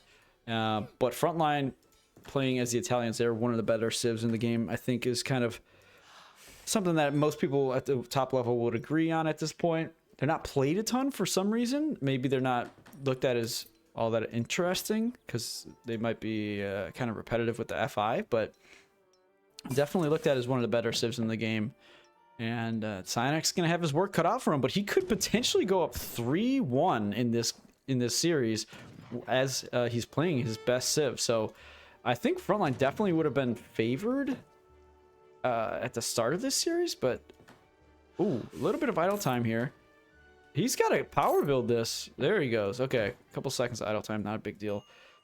But I have received word from Baron, the leader of ESOC and the organization, that I have a small announcement here that at some point, he says, at some point, can you mention that the next ESOC tournament will be announced soon? So that is very exciting news. I'm not sure if this was already public knowledge. Definitely wasn't for me, but this show match, I guess maybe that was the entire purpose of it, but we just finished a tournament not too long ago, and we're going to have another one very soon. So really exciting. Always great to see the tournaments coming and the content, the players continuing to get better and continue to grow the community. Hopefully we get some news about the game from the developers soon, as we've been seeing a lot of activity on the back end and the Steam database and all of our hypotheses that we've been coming up with, whether it's a patch or DLC or whether they're just going circling back just for the hell of it, just to give us headaches. But I think we're gonna have something soon, I hope, and we'll see. But anyway, Lombard going up here with the architect for Frontline. He's got steel traps already, and this is like a little bit of a greedier age one. I think you got to age 1 or 2 vills later because of it. So it's going to be an interesting contrast where PsiOniC's going for the 1210. He's going to be active on the map early on, as Italy's going to be aging up a little bit slower. Soldier has inside knowledge. No, I do not. I wish I would expect if there was somebody that had inside knowledge, I would expect it would be me or Lionheart or I guess ESOC. But I wish I had some news for you guys. And even if I had any news, I wouldn't be allowed to tell you. I would probably be under NDA. Like I've been in previous betas for Age of Empires 4 and AOE3 DE, I guess. Yeah, DE. I don't think I was playing it too early, but yeah, you're not usually able to say anything. So even if I had info, I'm not a good liar, so I'm not lying, and you could probably tell if I was. Anyway, back to this game. As PsiOniC's aging up, let's take a look at his deck. He's got verse Italy, so we do have a couple villager cards here. Doesn't mean we're necessarily going to see some type of crazy villager push, but he's got a lot of H4 cards. I think they might have agreed upon like tournament rules, which lately has evolved to not allow the French church card because the old guard grinds are absolutely insane. So that is something that we've been. It's interesting what things have developed to that no longer are allowed in tournaments, and that tells you that you need a patch real bad, right? When you start getting things that are banned by tournament organizers. So we have a stable opening, steel traps, 4 CDB coming for French. Frontline is still in the process of aging up. He does not have this. Oh, he has the Lombard up, and he has deposited 250 food in there. He's building a house and then another Lombard. He's going to be training an architect upon age up. He clearly is going to be playing the late game or later stages of the game. And I expect, yeah, it's the outpost and 200 coin age up. The Basilica is going to be coming. That's going to boost his Lombards. 2 architects. That 2 architects is a little bit greedy. It's going to slow down the Egypt a little bit, I do believe, because I was playing Italy for a little while a month or 2 ago. And oh, native scout going to go down. That's going to be good value there. Denying information. So this is going to be a very safe. It's just so tough to push and punish Italy in H2. So it's going to be a safe FF. 4 Huss coming out. It's very difficult to get 5 with French and get steel traps. So I think it's pretty much standard to only get 4 there. So no mistakes from PsiOniC on his main squeeze here. I'm interested to see what he's going to do as a 95 XP treasure comes in. It's going to be nice to get that 700 coin a little bit earlier. But I was going to say, what is he going to do with the 700 wood? You often see a church, a barracks. He's going to add the second TP as well. So could see amalgamation, but I don't expect that. Probably wants to get up to H3 very quickly, and that delays it quite a bit by investing that 200 food. 700 coin likely on the way. Second TP is going to help that shipment progression in age 3 and potentially age 4. Frontline also sending the Lombard card that's going to put 600 coin into a Lombard. That's a really good card. I like to try to send that too. And that forces him to make a choice though. So what's interesting with that is he can't use the Lombard right now because he needs the food to age up. So the trickle is not going to be helping. It's not going to be there right now until this third Lombard ships in. That's going to boost his eco. But when you send this card, you cannot send the fast age up. So it's a trade-off, right? And it depends what you're aiming for. But he might be trying to use that for industrial. A lot of players do use that for the industrial age up. Barracks being dropped down by 3 architects, though those Huss are sieging it. It might be able to deny it. They actually do. So that's a little bit annoying. We should be seeing some food. Okay, coin is only thing in the Lombards from that card that has arrived. Should be seeing the upgrades. Yep, free villagers coming from gaslighting and town watch. We have all the tier 1 market upgrades plus steel traps. Explorer trying to snipe these Huss. I'm surprised they're not going aggro right now, but here they go. The H-ups coming in for PsiOniC. So he went with a barracks, second TP, and a church with 700 wood. Now getting gang saw. He's going to probably put a couple of hills on wood to add houses. And I think he's going to play this in age 3. Since he's got so many villas on coin right now, I do expect to see probably Skirm Goon. As soon he's really good at his macro and getting a huge mass of Skirm and Goon. And he's actually going to go 1k wood here, so probably a second town center. I would do that probably on the edge, maybe not this side because your TP's there, and if you get your opponent is trying to kill that TP, they might scout the TC, so maybe on this side. But yeah, we're gonna see some Skirm Goon harassment, but I don't think that's all that effective. The Architect's fighting back against a 1 Huss there. He's actually gonna be able to win with the TC support and the muskets on the way. He actually could have sent. See, explain to me, because I'm not understanding, guys. Doesn't it make sense to send this? Oh, okay, no, that one's only it speeds up your next age up, but it boosts all your politicians. So I guess at the end there you don't want to send it, but if you're, because industrial age is a quicker age up, so I think it just makes sense to use it for your fortress age up. But you guys let me know. Julian, I see you in the chat, so let me know what's the proper thing to do, because then you'd be able to, well, no, you wouldn't have that. You'd be able to get that in because you would have already sent that. I don't know, just an interesting thing I noticed, that sometimes you can get more units from the age up if you send that card. And fortress age, of course, is the slowest age up time.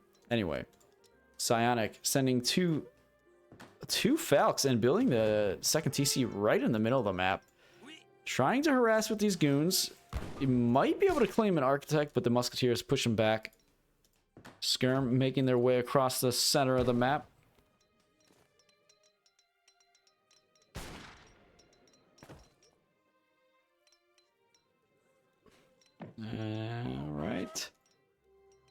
So yeah, sticking with the Skirm Goon composition, but maybe PsiOniC's planning like a surround after the Industrial Age up comes in.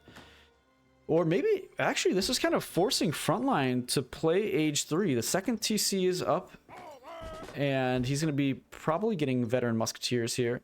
Falconet. So it's going to be a Musk Falc push. He does have the resource drop from that card into the Lombard, so tons of resources going to be coming in over the next few minutes.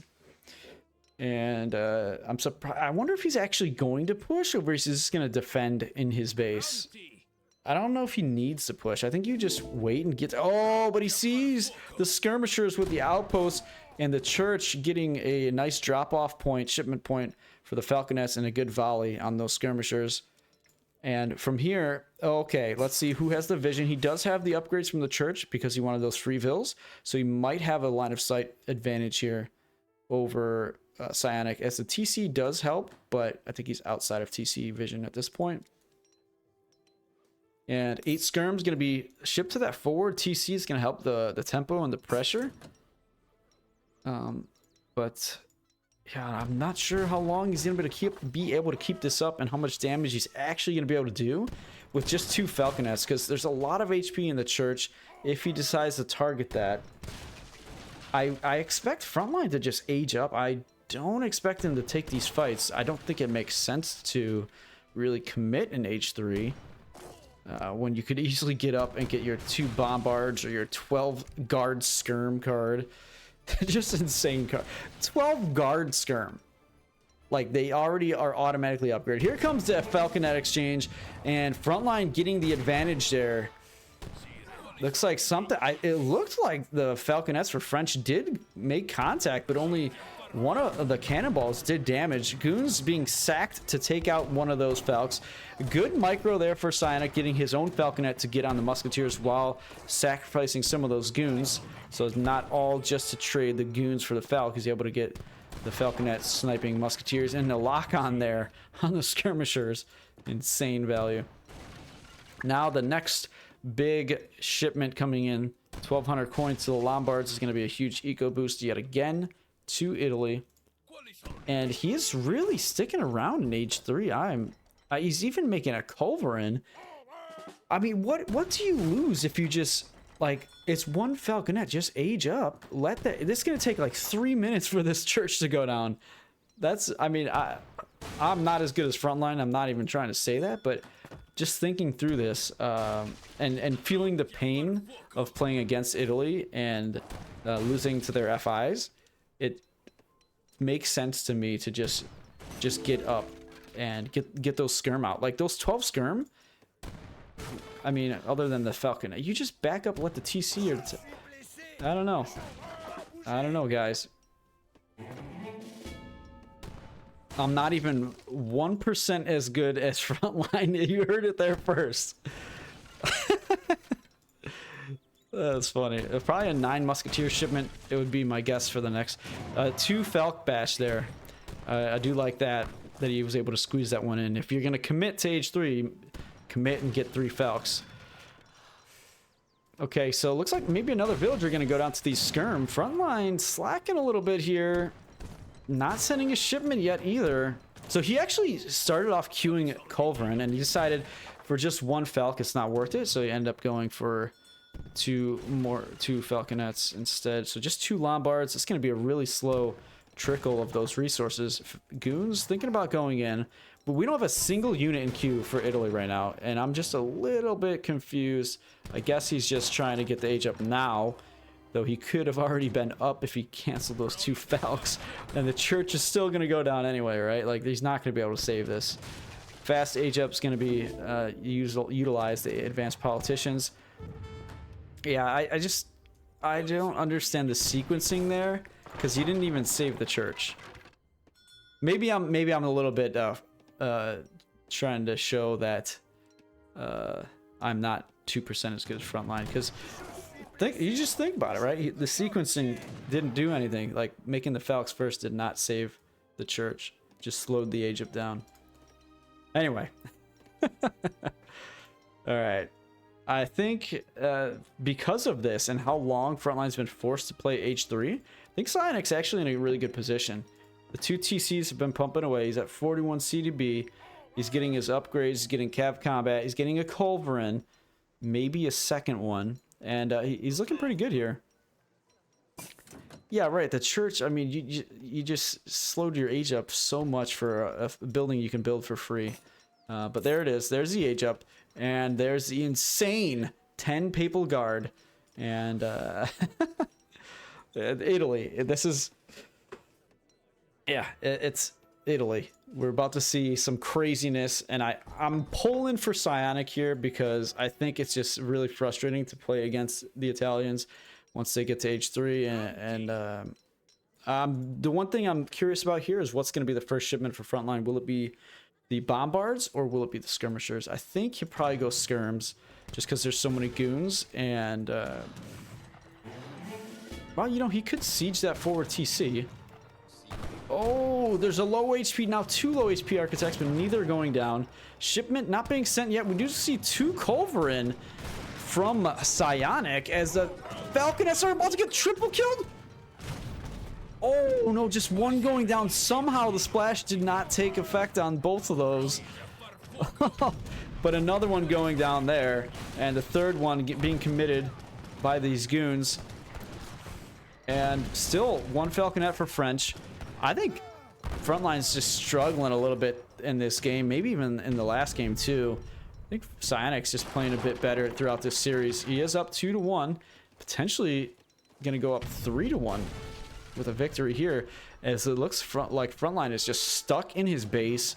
He's not gonna be able to get enough Culverin to really, I mean, he's gonna have 2-2, so no advantage if he can get a second Culverin from there. But the artillery is unprotected. The one Culverin gonna snipe the Falconet, and the skirmishers are gonna snipe the Culverin. What is going on here? I think this one might even be in range, as the Papal Guard were being zoned off. I think PsiOniC just got 2 tunnel visioned on that, and he's losing 3 artillery pieces for very little. Oh my gosh, that is a disastrous exchange there, as the Papal Guard are now gonna surround the skirmishers. And the Bugle Boys are here. Oh, this is going to be a terrible, terrible exchange for PsiOniC. Oh my gosh, he was looking so good. Oh man, that's brutal. And now, what is the next shipment? We have an insane resource shipment available. I mean, there's so many good shipments possible for the Italians here. Can't make up his mind. There's too many good options. Now going for the bombards, but he has no anti-cav. And we did see cav combat coming earlier, so a curse switch is possible. An additional Falconet has been trained from PsiOniC, but there is a Culverin for Italy. And he's going for more. Maybe he didn't see that because he was distracted. He might not have seen that Culverin take out his Falc over there. And that would be terrible if that's the case. We might be seeing Jaegers with all this excess coin. PsiOnic's in an interesting position here. He's got 53 CDB, so a very strong economy. A little bit of lag there, but we're back. We're good. Curse switch would be nice. It would actually be insane. Oh, the bombards. Oh my gosh. And it looks like PsiOnic's actually going to age up to industrial. He's got a lot of very strong cards that you can choose from as well. Hopefully he didn't queue it up here. Of course he did not. 2 more Falconets. So this army, it just cannot compete with what Italy has on the field right now. The bombards, the Culverin, and these skirmishers. It's just gonna be brutal. So more Lombards going up for Italy. We got some Halbs, guard Halbs coming in, because he must have. Wait, that's not a free tech. I know it's not free, but I think it's reduced cost because of the age up option. You know, the age up that gives 10 Papal Lancers or Papal Guard. But he did have to send advanced politicians to get the extra 5. I will say that. All right, this push is going to be tough to hold. Falconets might get some free shots here, but the Culverin coming forward. Bombards coming forward, Halbs, Musketeers. The skirmisher are in a bad position, and for some reason taking a shot from the falconets. They need to protect these bombards from the goons. One Falc going down, Culverin trying to go forward, but Goon's gonna go in. Looks like the exchange bombards are sniping the Foundry. So Frontline is thinking that there's Culverins soon to pop. Oh, good shot there for the Falcs. How are these two still alive? There's a Culverin and 2 bombards within range. I'm just a little bit confused there. But one going down. Still getting some value out of the Falc, but there's a Culverin on the field. Bombard sniping some CDBs, but I don't think any of them went down. Another shot on the skirm. This is crazy. Oh, man. The value was pretty good there for him, even though he should not have got much at all. Industrial Age is in. The shipment is available immediately, and 4 Culverin is on the way. Just what he needs to try and deny and destroy those bombards. We got units all over the map now. Villagers escaping to the north. A little bit popped here. Sticking with the skirm goon composition for now. Got a couple priests here healing. But it's just continues to snowball for Italy. 3 more Culverin. That's going to give him 4 total. He could get the upgrade, but it is pretty expensive. And that would give him an advantage in the Culverin battle. I mean, at least they only have 3 Culves as a shipment in Age 4 compared to French with 4. At least there's that. Oh, he did get the upgrade, so wow, this is going to be a very big advantage in the Culverin exchange for Italy. Mercantilism going to be coming in for French, though, so he does have the option to get a couple back-to-back military shipments in just a second. 56 CDB, not bad. It's going to be interesting to see what the thinking here is for PsiOniC. If he's going to go economic focused or military focused in his shipments here. So he's sending 14 skirm, and if he had the church card, this would be perfect timing. So this is definitely not over. PsiOnic's got a good economy. He's got a couple shipments going to be back to back, so he's going to be in a good situation. But, yeah. Can we just take that stunning out? I say this every time I see these damn guys. Why do these... Let's just not get into that. A double batch of these Bugle Boys going to be trained here for a huge mass starting to grow. And more shipments going to be following pretty soon. We do have resources in the Lombards, so he's getting XP from that. And he probably wants to add a little bit more so he continues that XP boost. A couple random units going to be raiding CDB, but they will be cleaned up very soon. And Frontline already in bombard mode, so he might have an advantage here. He doesn't yet see the Culverin. I like that PsiOniC backed up because he was unpacking there, and that he has potential to get caught if they don't finish unpacking in time. Spy bumping into the Culverin and getting unstealth, but he does have the information. That was his goal, to get out there and get information. 55 bills for Italy. He's got a shipment available, and it's going to be a factory. 2 heavies coming in. We see Culverin Royale, so a good upgrade for French, but it's just not as good as the opponent. These have extra range resist, extra HP. I think that's it, though. I think the other stats are the same. Gunner's Quadrant, good upgrade to get for PsiOniC. Does Frontline have that? Does he have an arsenal? He does, but he does not have the upgrade yet. So that could be a good little advantage for PsiOniC. 3 Papal Lancers going to be coming from the Basilica after the factory arrives. So a bit of a stalemate here. Both players backing up, macroing, getting their composition rounded out. I probably favor... I don't know who that favors. I would typically say French, but when you have Italy and Lombards, that can just totally change things. Do also have Guard Skirm for French now. So are they actually better? Let's take a look. 192 HP, 24 attack, 4 speed. Obviously, the speed advantage goes over to Italy. 24 Yeah, I guess a slight advantage for French. Well, I don't know. You got to consider the special ability. But 2 cards available to boost the French skirms. CDB getting caught and a bunch of them going to go down. Man, this is probably about a dozen CDB here. And they're going to get snared, stunned. Oh, that's pretty big. Though they look like they're going to be able to escape. At least a few of them. These actually, man, these skirmishers they look amazing. I love the look of the French skirm. All right, looks like we're finally going to be forced into an engagement based on unit position.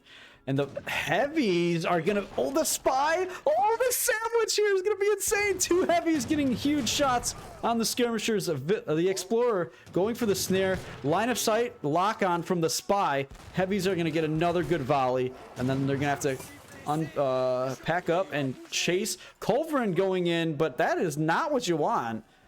You do not want them taking on these infantry units here. And wow, yeah, Frontline's just totally out of position after that raid. He did get some good value there, but his units are in terrible position. Halb's momentarily going for the culvert, and now look at this! Papal Lancers closing in on the artillery. Can't make up their mind if they're going to go for the heavies or the culverin. And the Halbs are now in melee, going to be taking out a few of the culverin, but both heavies do remain. And some huge shots on the skirmishers for Italy. All 4 culverin do go down. Wow. That is a pretty wild exchange there. Factory going to be coming in. And ranged cavalry caracol for French. Boy. Actually, I think in this situation, I would rather see 10 CDB instead of the factory. Because you don't get any value out of 10 CDB later on. As you're maxed out on build. I don't know. Maybe that doesn't make sense. But either way, eco boost coming in for PsiOniC. Now we have the bombards and the culverin for Frontline. They're going to be able to snipe out these heavy cannons. But there's a huge military for French right now, actually. And just 17 skirmisher here. This is not enough. Heavy's going to go down very quickly without another shot. And are the skirmishers enough? He's going to be able to get another nice batch. And the bombards still are alive. One of them about to go down. Double killing the goons. Halbs are going to be arriving soon, but there's so many skirmishers. I think this is in favor of French. The bombard not targeting the skirmishers is a bit sad. More skirm coming out. 20 of them now. And the Halbs are here. They're going to be going in. Cover mode for them. Oh, they're not in cover mode. They're just sneaking up, but they're going to get sniped pretty quickly. And we do have counter infantry rifling 3 times multiplier against those Halbs, so they're not going to be living very long. But it was just enough for Frontline to hold. And now what? Where are we? What's going on? We got idle architects, unfortunately. Lombards are not working either, so Frontline slacking a little bit here. He needs to throw something in the Lombard to get that XP generation. And then you could really boost his eco with this card. Or if he's going to continue loading up the Lombards. Halb raid on the estate. 2 CDB going down. But the skirmisher mass is insane for PsiOniC right now. And he still has not sent the upgrade card. It's not going to be sent for a while, most likely. Because there's still so many good cards to send in Age 4. Cleaning up that Halbraid. Oh, what? There's Halbraids on the right and killing CDB. Wait, what? There's only 31 CDB right now. What the hell happened? And the factory is being sieged by these Halbs. I hope he's sending the goons over there. What in the hell has been going on? How did he get down to 31? That raid here was big, but he must have gotten must have had some Halbraids over here as well, as that factory's halfway down. That is insane. Absolutely insane. Because Frontline was struggling. Well, not okay. He just had some idle Lombards and Architects. I don't know. I guess that doesn't technically qualify as struggling. But looking at the Vills now, 73, and now the best eco card in the game for him is going to be coming in. It's like win now or just die for PsiOniC. The skirmisher mass is nice, but it's probably just not enough. A factory has been saved for now, but the Springolds could just target that, and yeah, it's not looking good for PsiOniC at this point. Oh boy. The Culverin even getting a couple kills in here. Wow. Oh, it's so sad. He was looking good. But Italy, of course, Italy comes out and somehow flips the game when it was looking so good for PsiOniC for a while. I honestly don't even know where it went so bad. Maybe it was when he lost the 4 Culverin here? I guess the raids too, just being... And that's the thing, like the later the game goes, Italy gets better and better with the Lombards and being able to build mills for free with the architects. It's... Yeah, we do have 6 Cur coming in and actually getting the Gendarme upgrade for the 6 Curs. A little bit questionable. Maybe you would rather see another 4 or 5 Cur. Maybe actually, like, for those resources, probably 7 more Cur. But, yeah. I don't know. The skirm are strong, but the mass hasn't really grown in the last few minutes. 34 CDB, we're getting Cav Curia, so these are heavily upgraded Curs. Yeah, you know, there's not that many Helbs, and in a micro fight, I think there's enough skirmishers for French, though they're getting picked apart now, that he can actually take... Wait a minute, there was another batch of units that I missed. We've got 11 Gendarme, and it's go time. More Helbs going in for raids. That's going to be super annoying, but this fight could go in PsiOnic's favor, but it might not be enough. And we do have Papal Lancers here as well with over 1,000 HP. There are goons. 7 goons could clean those up pretty quickly. Helbs are here, going straight onto the Cur. Skirmishers trying to snipe down those Helbs as soon as possible. And the villagers coming in for this fight as well. This could go pretty well for PsiOniC. He's putting everything in against these Curs. Still 9 of them remain. What do we have in queue for Frontline? He does have Helbs, does have a shipment. He could actually sell some food and get Bourbon allies, but 71 villagers for the moment for Frontline. The Culverin's still here doing damage on... Look at the micro. Oh, okay. I thought he was just split there. Not quite. But the Helbs popping, that's going to save the day as there's still 27 guard skirm for Italy. I think this might be it. As it was a nice push, but just not enough. 67 vills remain. 6-7 for Frontline, as now just going to get card boosting upgrades. And that is GG. Looks like it was going to go 3-1 for PsiOniC, but Frontline fighting back, tying up the series 2-2 here in a very, very close game with lots of Halbraids. Actually, Halbraids probably won the game as PsiOnic's at 25 CDB. We'll take a quick look at the graphs here, the villager count, because that was pretty brutal. I mean, look at that. There was one of the raids on the left side across the river, and then must have... I mean, dude, okay, I think maybe we all missed like a 30 CDB raid, because I don't... that was not in a fight, right? That was... and it was pretty rapid. That's a pretty quick drop. So, wow. Yeah, Halbraids being the difference here. I think they're probably all over here. Insane. And PsiOniC not able to close this game out. Series goes 2-2. We'll be heading right into game number 5. Welcome to Wallachia for game number 5 in this best of 7. We are tied 2-2. Frontline won that previous game to tie it up. He's playing in the north, the color blue, playing as the British. His opponent, PsiOniC, in the south, playing as the Swedes in the color red. So, I think he's already made a pretty significant macro mistake here, as there is no forgiveness for the Swedes in the very first minute of the game. If you do not have your vills macroed on food correctly, you will have idle TC time, and that's what he's about to have. He crack shot at something, but 40 wood treasure here in base. Yeah, a little bit of idle TC time here, but he's queuing up a vill now. Let's take a look at what he picked up with that first crack shot. If I can. Oh, keeps going down to the... Okay, you know what? Forget it. He just keeps queuing up vills. You got a vill halfway still to be created. Why are you queuing up vills, man? Jeez. Okay, anyway, back over to Brit. So, actually, Opening with a market, something you don't see all that often from Brits anymore. But Frontline going for it with just the 1 manor opening. He's going to be picking up a nice little food treasure here once he takes out this boar that also gives a little bit of food.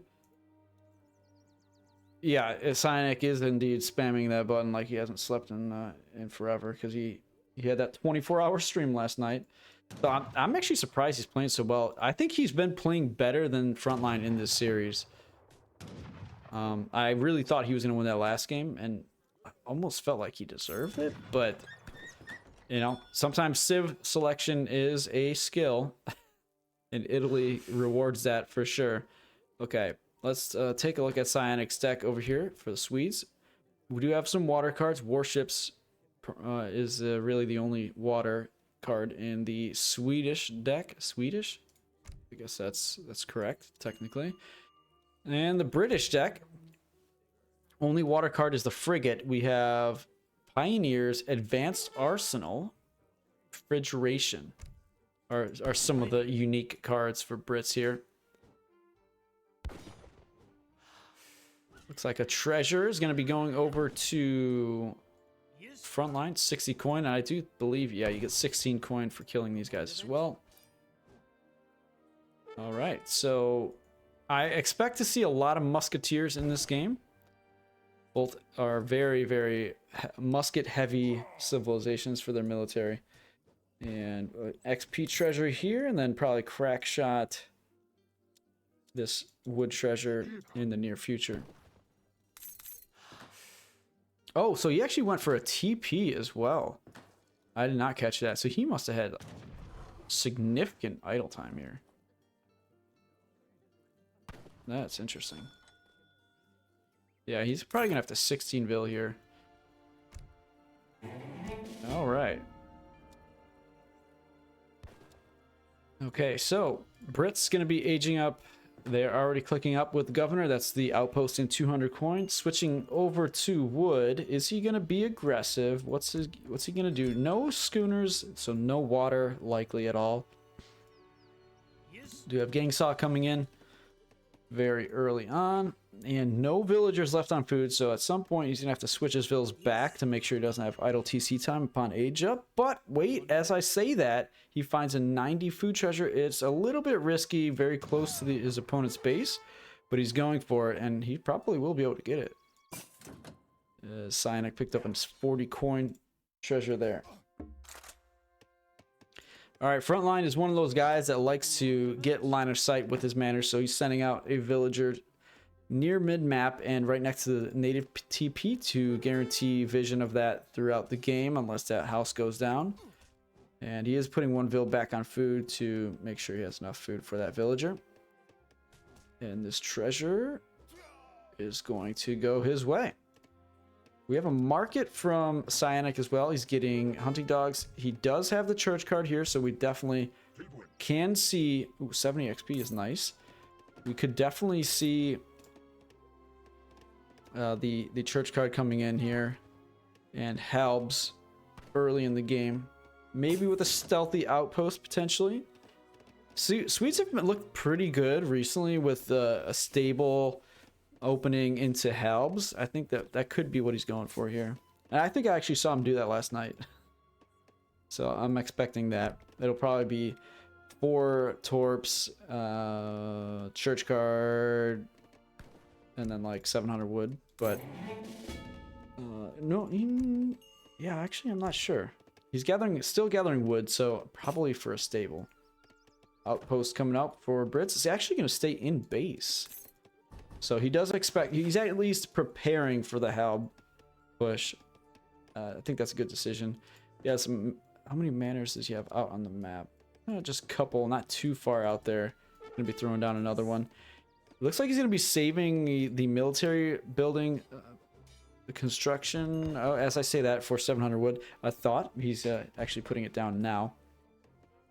So doesn't want to wait too long. He's trying to herd this hunt here, Idleville, but he's gonna be able to get that pushed back a little bit. And the age up now finally coming in for Swedes. Villager going forward just to herd. We do have the 4 torps on the way already. All right, Baron and Hazza going at it in chat. The two of the best, right? Of course, those two out of all are the ones going at it. Score right now is 2-2 in this series. This is game number 5. We have a forward barracks, 4 Swedes. Torps are on their way. Frontline getting steel traps and making some musketeers in a safe barracks behind his TC. Houses are pretty safe as well, just like one way out there for some vision. 4 villagers before 600 wood. So Frontline picking a little bit different card order than you might often see. And actually a pretty rough batch of musketeers here. He might get 4. He actually sold... Did he sell wood to get 5 there? He might have. Either way, he's able to get 5, and that's all right. This is not a best of 21. This is a best of 7. You're crazy. You're crazy. 3 manors at the front going up, and he might go into longbow. That makes me think maybe longbow production, but also seeing that there's 0 vills on wood, it's not longbow production. So 4 vills going to be coming in. He's going to pick up this wood treasure, and might need a little bit more wood to drop another manor. Probably will gather, what is it going to be, another 14 wood? 24 wood. Yeah, they're 140. Yeah. So he might do that, might get that. He's gathering a lot of coin, but I guess there's 17. Okay, he's switching it up now. Going to finish that batch of musketeers, and there's Caroline coming in on that manor. Gonna take out that explorer, 4 Swedes. 10 musketeers, 2 shipments in. Is it gonna be 700 coin and an age up? No, it's gonna be longbow. PsiOniC going for the Caroline and leather cannon. So we went 4 torps, 700 wood, and now 2 leathers. Leather cannons are not the strongest artillery, but they are really pesky. And if you can't get close to them, they're just going to be super annoying. So maybe the longbow will be the answer for that. But yeah, if positioning isn't great, it's going to be painful. So this explorer does have extra range, so you can poke these Caroline a little bit. He's got 17 range. It's a little perk of the British explorer. Musketeers going in, and the leathers are popping. Oh, yeah. With good control, that's not going to be a threat for the leathers, and it's going to be a big mistake for Frontline. It looked like 4, maybe 5. I think 4 musketeers went down because there's 6 remaining. Yeah, that's a pretty rough one. That is not what you want. 0 value out of those musketeers as they went down. And more longbow in queue, so it's gonna be probably longbow as the answer. I mean, you can lose these manors and not care all that much. It does give XP to your opponent, but they look how slowly they're gonna go down to these leather cannons. They have Minutemen. Oh, it's actually, he's go time. He's putting Minutemen out there, getting blunderbuss. Longbow are gonna be going as well, so this is a commit right here. Minutemen almost in range. Longbow get 1 volley, taking out half HP on a leather. Explorer going in for the snare. Minutemen are going to finish off 1 leather, and looks like Longbow are starting to target the Carolines. And Minutemen are growing in melee. He's trying to target the infantry at this point, not caring too much about 1 single leather cannon remaining. Musketeers going to take a shot from this leather in just a second, but it tickles. I mean, with just 1, it doesn't really seem all that impactful. You can almost kind of ignore it. So that's kind of what he's doing here. It does 120 damage to infantry, so it's not nothing, but this was a good shot. They were pretty tightly packed. It has 2 area of effect, so if you spread out, it's not that scary. Macro looking like an age up potentially. Might be seeing 700 coin, but focus on micro for the moment. These longbow trying to take out the Carolines. And a double kill there, and that's what you got to watch out for. Not stacking your units against these leather cannons. Another longbow goes down, but so does the leather, and we got villagers coming to try and tank against the Caroline. But yeah, he's going to push this back, and it's looking like an age up's going to be coming in, and it's going to be a safe one. No threat remains. Nothing's going to siege down these manors at the front of Frontline's base. So what is PsiOniC turning to at this point? He's got 25 vills. That was when I was switching to Mother Nature, that was a deer getting attacked. That's what that ping was. So he's got a shipment available. He's still making Caroline. This is a point where you got to decide what you're going to do. How does he have so much wood? He sent 600 wood. He is not making all that many torps. You need to send some vills out and get these torps set up. That is an entire shipment in the bank. I don't know how long he's had that, but... Okay, now I understand. It's for leathers. He's going to be pumping out leather cannons here. I think the card order was 4 torps, 2 leathers, and then 700, 600, 700. I believe that was the card order. But yeah, this is kind of awkward here because I guess you can buy wood with this coin. But man, you're not going to crack this British base. And with the age up coming now, the crates gathered up. We have the adventurer. That's going to be, I do believe, is it the 7 longbow? I'm not. That could be the caravel and 400 wood. We'll have to see, I suppose, since I don't remember. Okay, he's just still 1 barracks for Brits. He was able to do all that off of 1 barracks. Training musketeers now. Excuse me. And Caroline production still underway. We got 3 leather cannons crawling up through the little shallows, and Carolines are going to be supporting them with this push. We do have Inglesburg Ironworks coming in. How many torps? We've got 10. This should be the 11th, I believe. And he's picking the right location. It's interesting to see both of these players knowing exactly where the attention is going to go. And because there's Hunt here, but it's in the corner, so this is a smarter, safer place to go. And military are meeting each other there right now. He's going to have a really good batch of Caroline following this up. So this is a little bit scary for Frontline. He's actually forced back. The age up is only halfway, a little bit past halfway. 29 musketeers. Minutemen have already been used, so that's important to note. I wish there was some vills in the TC sniping these leathers, but the outpost is at least focusing one of the leather cannons right now.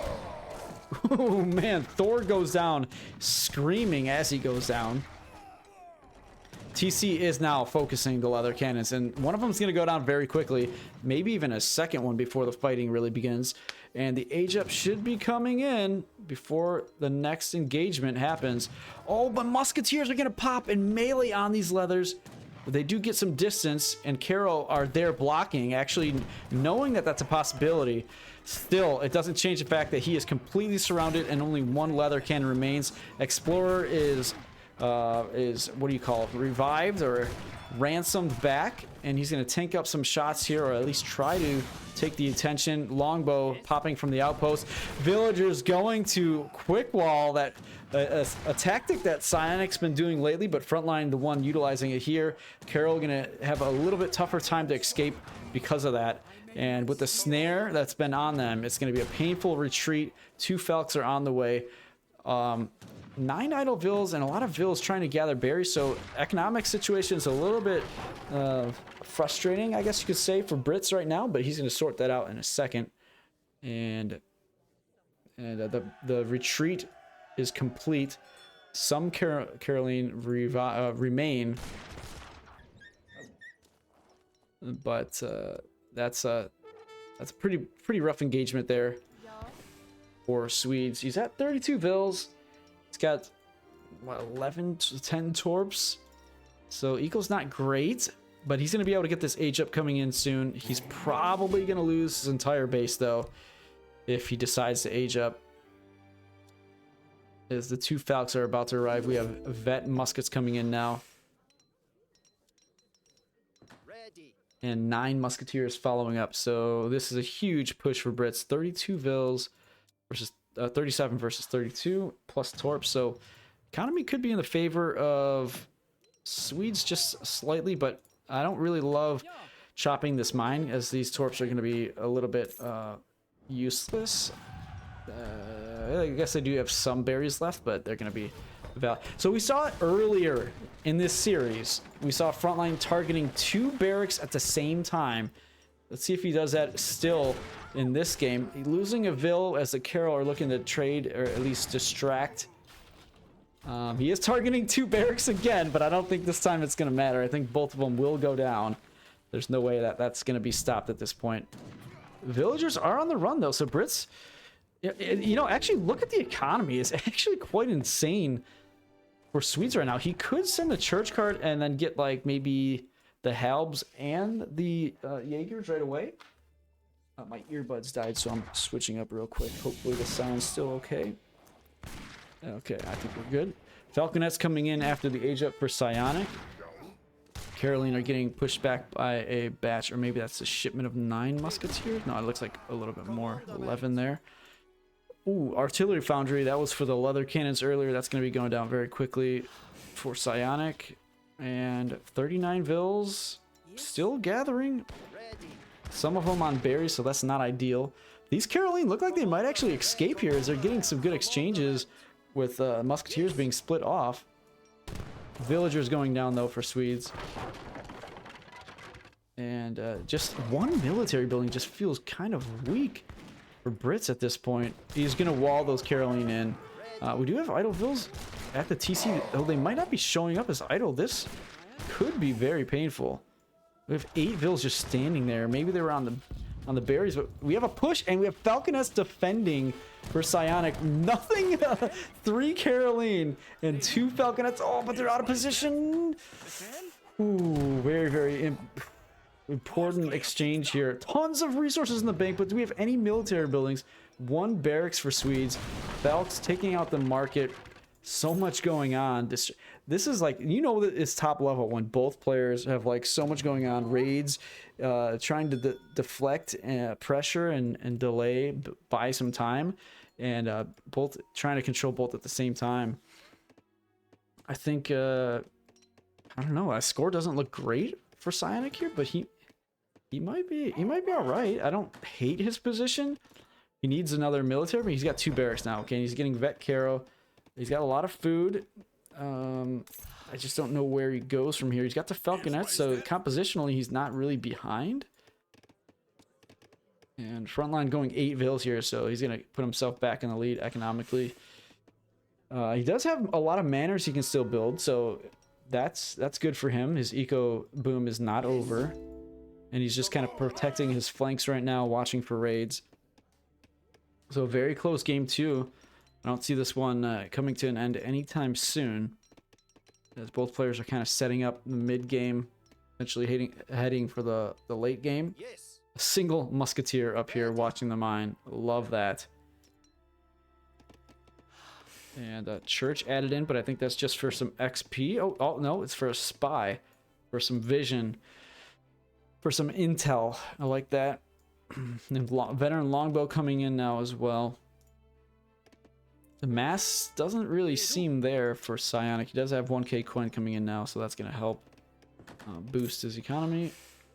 He's got a lot of Vils gathering wood, so he should be adding... Oh, he's adding a dock now. I was going to say add more torps, but he's actually opting for fishing boats. So long term, this could go swing into PsiOnic's favor. No, I will answer that, Kalali. Nobody was making spies in Legacy. That is totally something that's been more abundant, more common. Not even just that since like DE release, but I'd say within the last like year to 16, 18 months. It's a pretty recent development, in my opinion. All right, so a safe hunt here. One of the few remaining.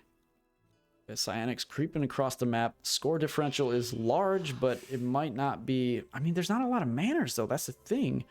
Usually manors is the thing giving the score advantage. We have 38 Vils versus 54, so that is significant, especially when there's not a lot of torps. So, yeah, it's a villager discrepancy that's really contributing to the score. Though PsiOniC closed that gap a little bit somehow, unless Frontline invested in something taking his score down. I don't know. It's crazy the fact that oh, there's a couple longbow go down to the Swedish falconets. It is insane that he's popped as Brits right now. Both players whose civilization thrive on building their houses are not utilizing him this game. And we did see log flume coming in, I do believe. Yes, we do have that.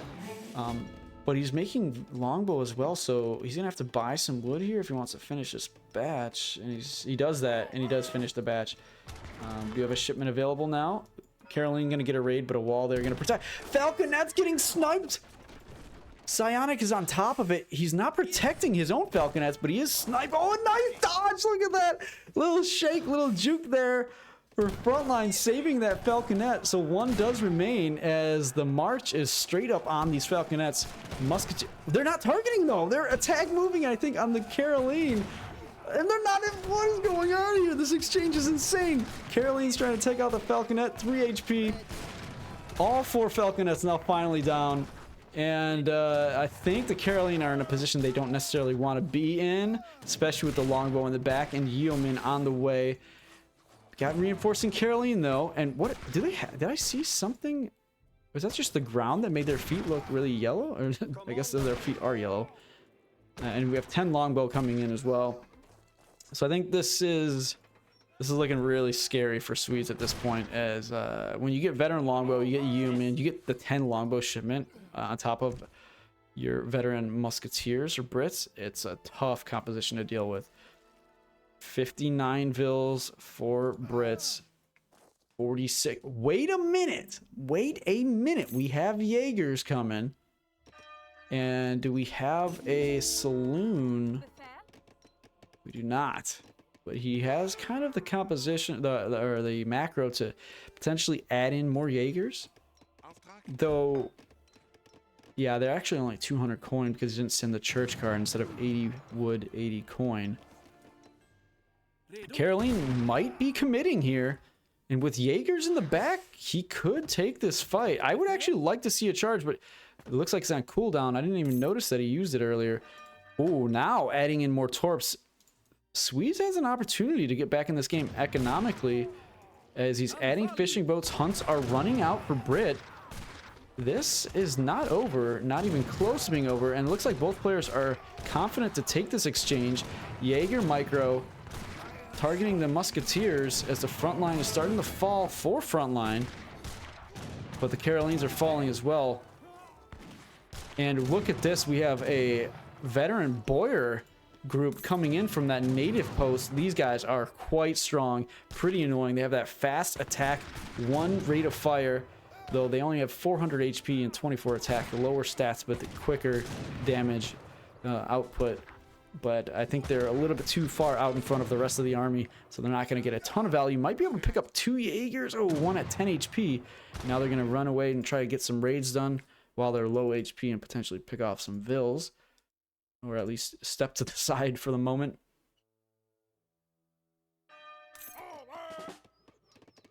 And PsiOniC going to be answering with a 5 Huss shipment. Still making Caroline, now adding a foundry. He's got the resources to at least queue 1 Falc. And Minutemen being called. Looks like he's going to probably commit to this fight. Try to have a good micro battle here, but the Musketeers in a great position. You're going to really zone off these Huss and kill probably 2 or 3 of them before they ever make contact with the longbow. More Caroline in queue. We got a lot of wood for PsiOniC. He should be queuing some artillery right now, but he's focusing on the micro here, and he should actually win this fight. Still got a good amount of Jaegers, 7 of them, but we do have reinforcing Hussar for Brits. And there's not much to protect these Jaegers at this point. Caroline are in queue, but still a ways away from being out into this fight. And just 3 Caroline are not going to be enough to defend here. So 5 Huss shipment may be enough to swing the game at this point. And we have Musketeer Combat in Age 3 coming in for Brit. 69 villagers. 70. He's fishing himself now. So both players on water as the food is running out. But the economy is just so strong for Brits here. Another manor going up. He's not even close. How many manors? He can build another 4? 4 manors. So the boom is not complete. We have Boyars in queue again. And huge reinforcing batches of musketeers. It looks like this one's going to go to Frontline. I don't see a way for PsiOniC to get back in. Let's take a look at his perspective to see. We got 1 Falc. He could get a second one. But just 1 Falc, that's not going to be enough. He doesn't have anything to protect it as far as I can tell. Bill's being raided on the mines as well. Does he, where is his pop? Oh, he's raiding with some Caroline. Okay. He's trying to get himself back in the game in the economics section. And picking off some reinforcing musketeers, but these guys are really strong now. Yeah, I think PsiOniC is in a rough spot. Jaegers there. Taking some exchanges with the longbow and musketeers. We've got a caravel from Brits as well, sniping a dock. This looks like it's going to be over pretty soon. Another Falconet in queue. He's got a 10 batch of Caroline though, and he could send Frigate or Hakas. 14 fishing boats, but they're in trouble. Boyar's cleaning up the Caroline as well. Villagers may have all gone down here. The frigate is on the way. Jaegers almost cleaned up. They did kill a lot of musketeers there. Market going up for PsiOniC. Let's see what... He's gonna probably sell a bunch of wood. Yeah, I don't know, man. This is looking pretty rough. Couple outposts going on the coast, as well as a dock. So Brit gonna fully claim the water. I do like that he's opting for that, because he probably expects the frigate right now, and he does not have the shipment just yet. He's going to be probably sending it now, but in the meantime, he's going to get some defenses to try to help his caravel fight off that frigate from Swedes, and he's actually getting out of there. Ooh, nice falconet shot on those longbow. I do expect to see... Oh, wait a minute. There's 17... Wait, where's the frigate? Oh, it landed up there. Okay, so... 17 muskets and 7 vills gonna be able to safely escape and get back to their mainland. We got a lot of musketeers here though. Yeah, the British frigate is on the way now. There's a lot of Caroline there and some Falcons gonna be taking out that coast dock and outpost. He's still making a decent amount of artillery. I don't even know if he knows he has his falconet here. But a batch of Caroline are going to be popping. He does have a lot of torp pop. He's only missing 3. But these musks are guarding that mine there. These 2 Jaegers actually snipe a Boyar before turning towards the other side of the map.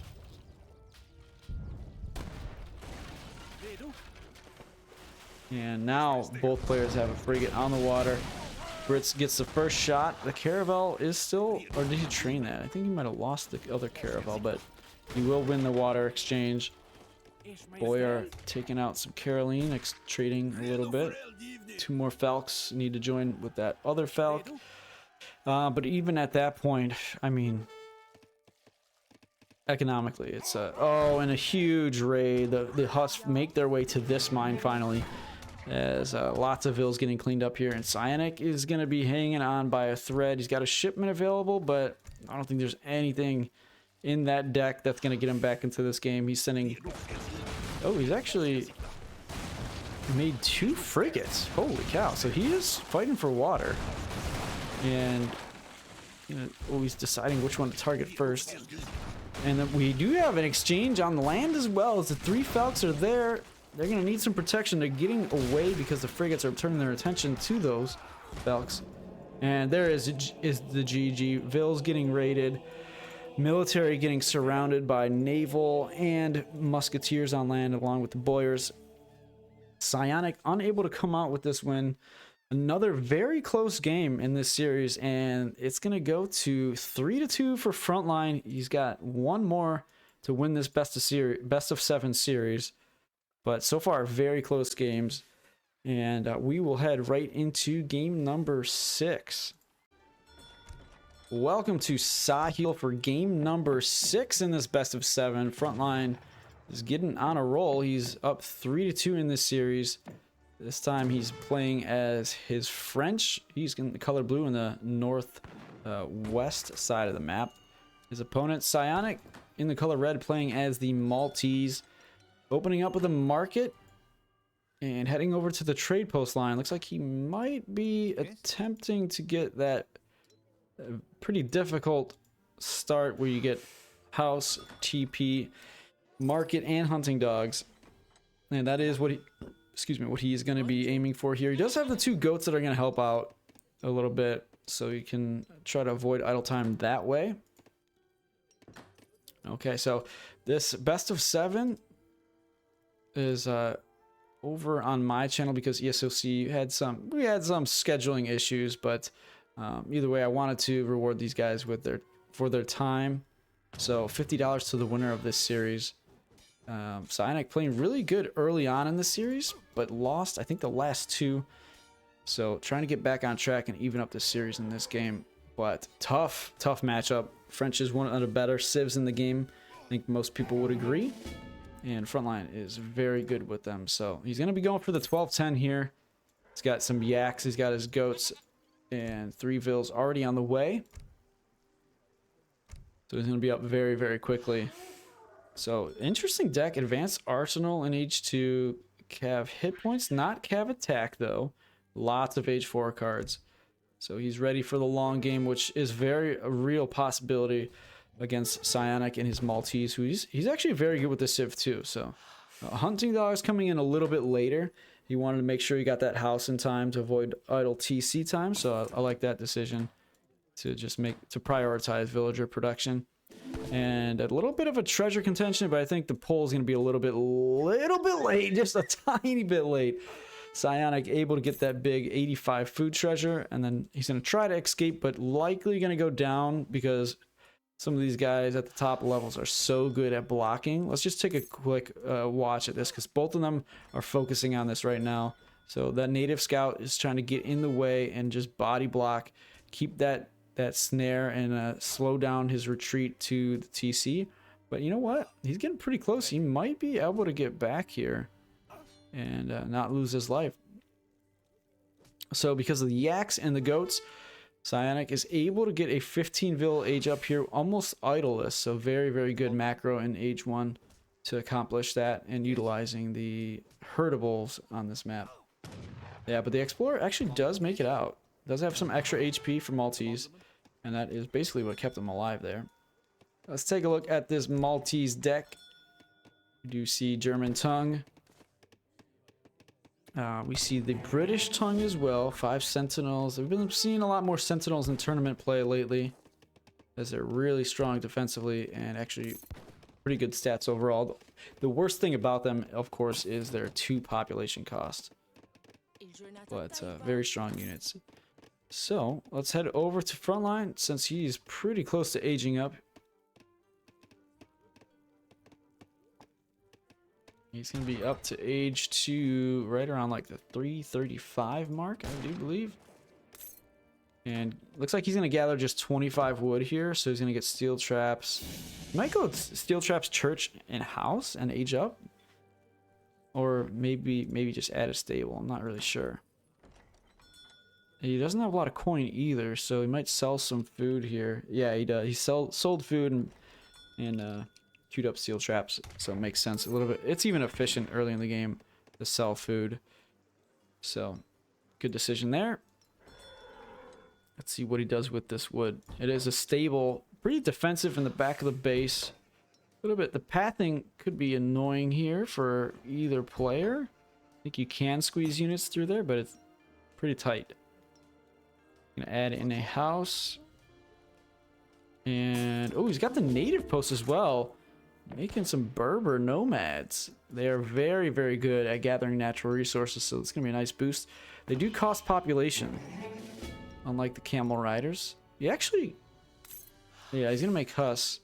I'm going to say it could go camel rider, but there's not going to be any cav from Maltese, so...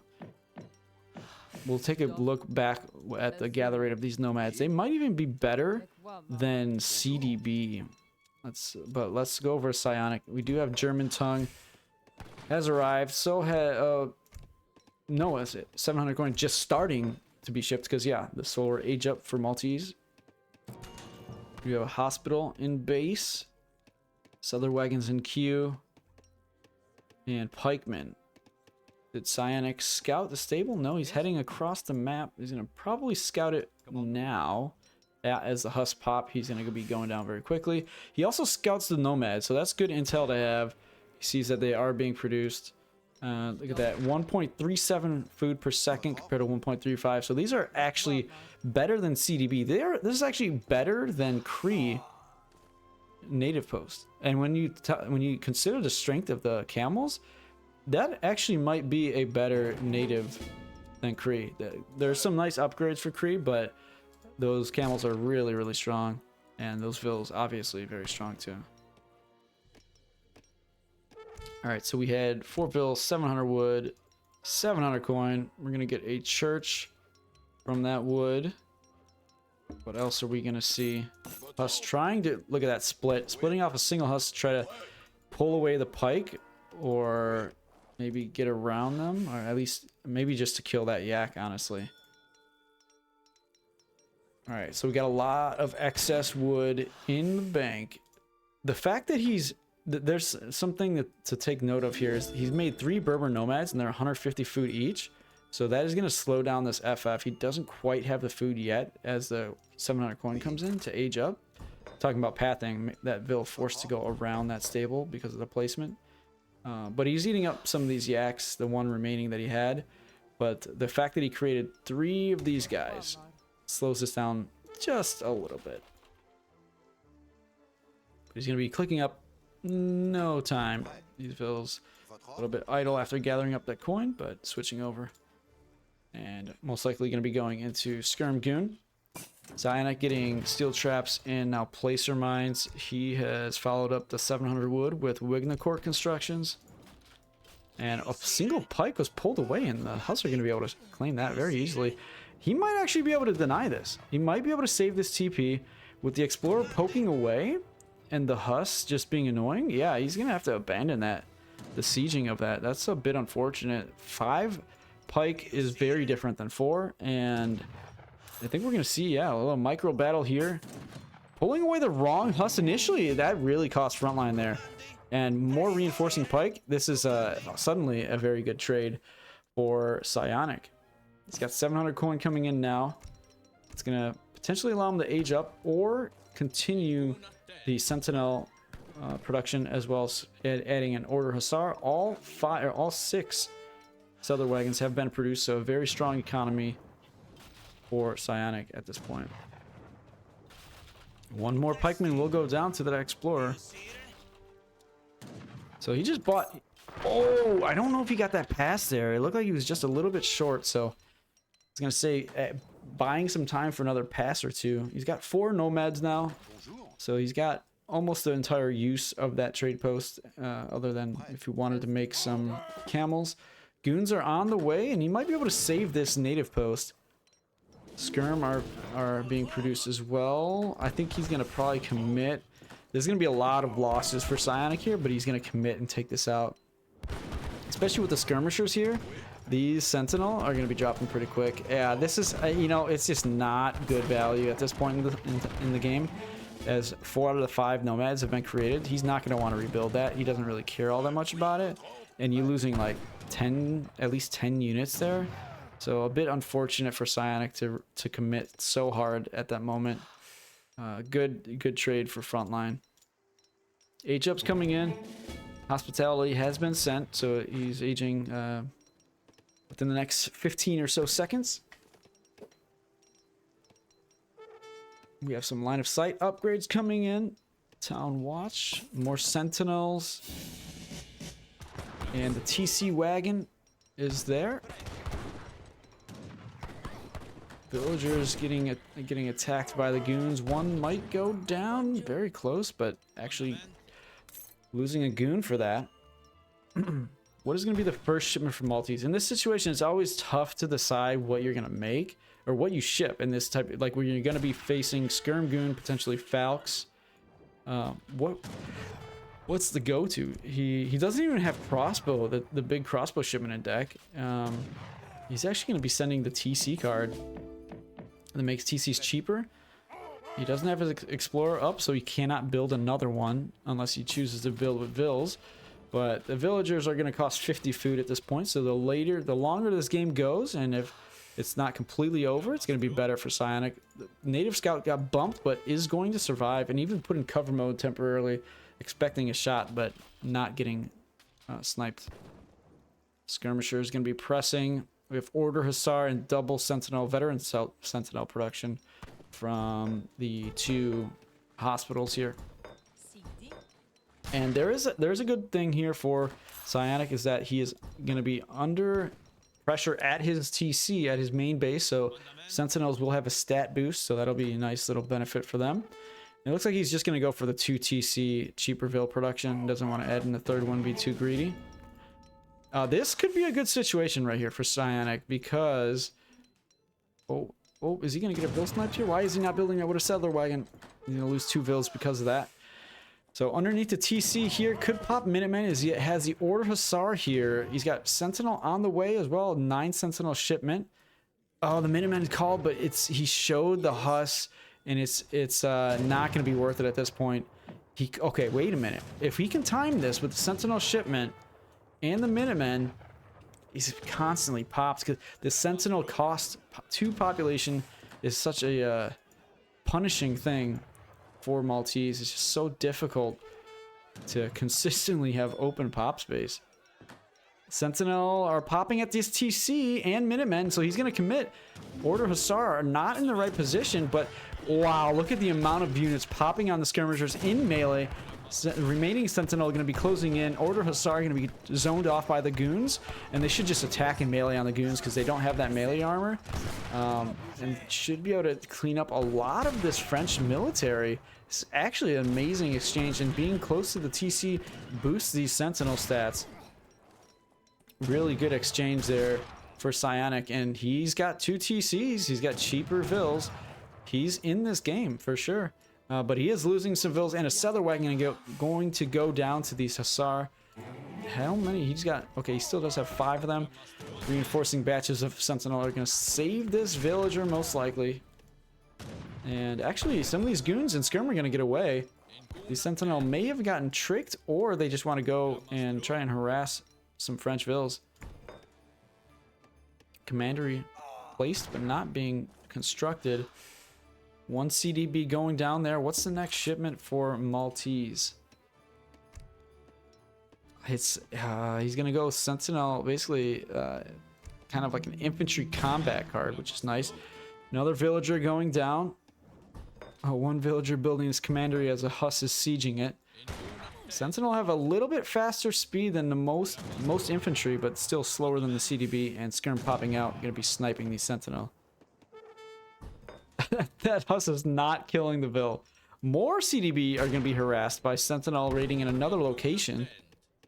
And we're going to start looking at eco count as Frontline's just running Vils all over the map right now. How many Vils are even gathering for him? 10 Vils out of 29. He's going industrial right now. Wow. More CDB under pressure. That commander does get up, and it's going to kill that Hussar. This is such an interesting situation here. He's got only villagers on wood at the moment. 1k coin is the age up. He's got a shipment available. You can send 10 CDB if he wants, but at this point I think he needs some military presence, and the goons get a little bit too close. They are going to be sniping out these Sentinel over here. CDB fighting everywhere. We have 3 villagers gathering for Frontline right now, and I think he's feeling pretty bad about this. I think he might be about to resign, actually. He's able to hold this for sure, but But at what cost? 23 CDB now remain. He's got no villagers gathering. Okay, he's got 3. Another one goes down, and probably an... Oh my gosh! Absolutely brutal sentinel raids. This is wild. And another 8 sentinel shipment. He's got 9 and 8 in deck.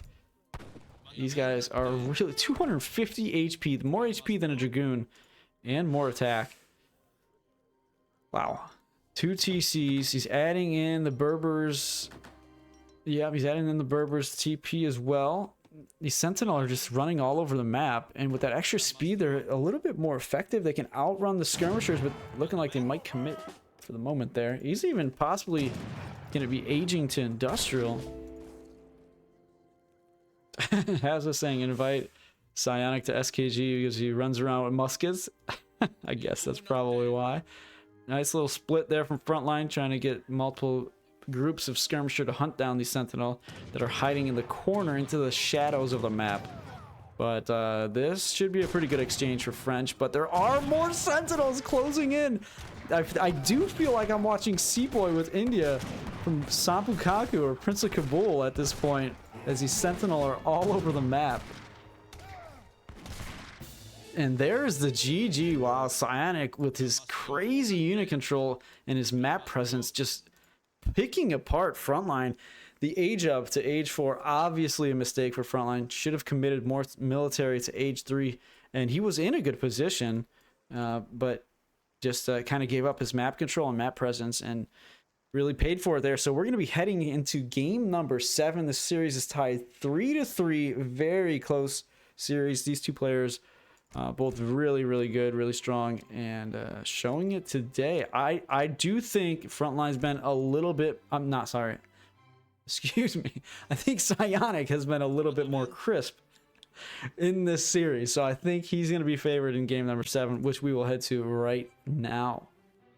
Welcome to New England for game number 7 in this best of 7. Frontline and PsiOniC have gone the distance, and I do recall before the series, I think PsiOniC threw out the idea that that they blind pick each game, and if they go to game 7, then they do an Inca mirror, and that's exactly what we have here. I can't believe I'm seeing this, but you know, this I think definitely favors PsiOniC because he's played a significant amount of Inca.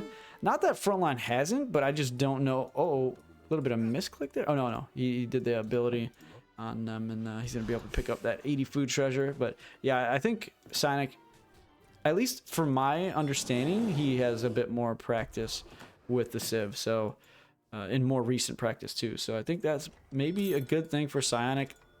We do see a difference in builds here. We see a Concha house for Frontline. We see a Tambo and a Concha house for PsiOniC. We should be seeing a second.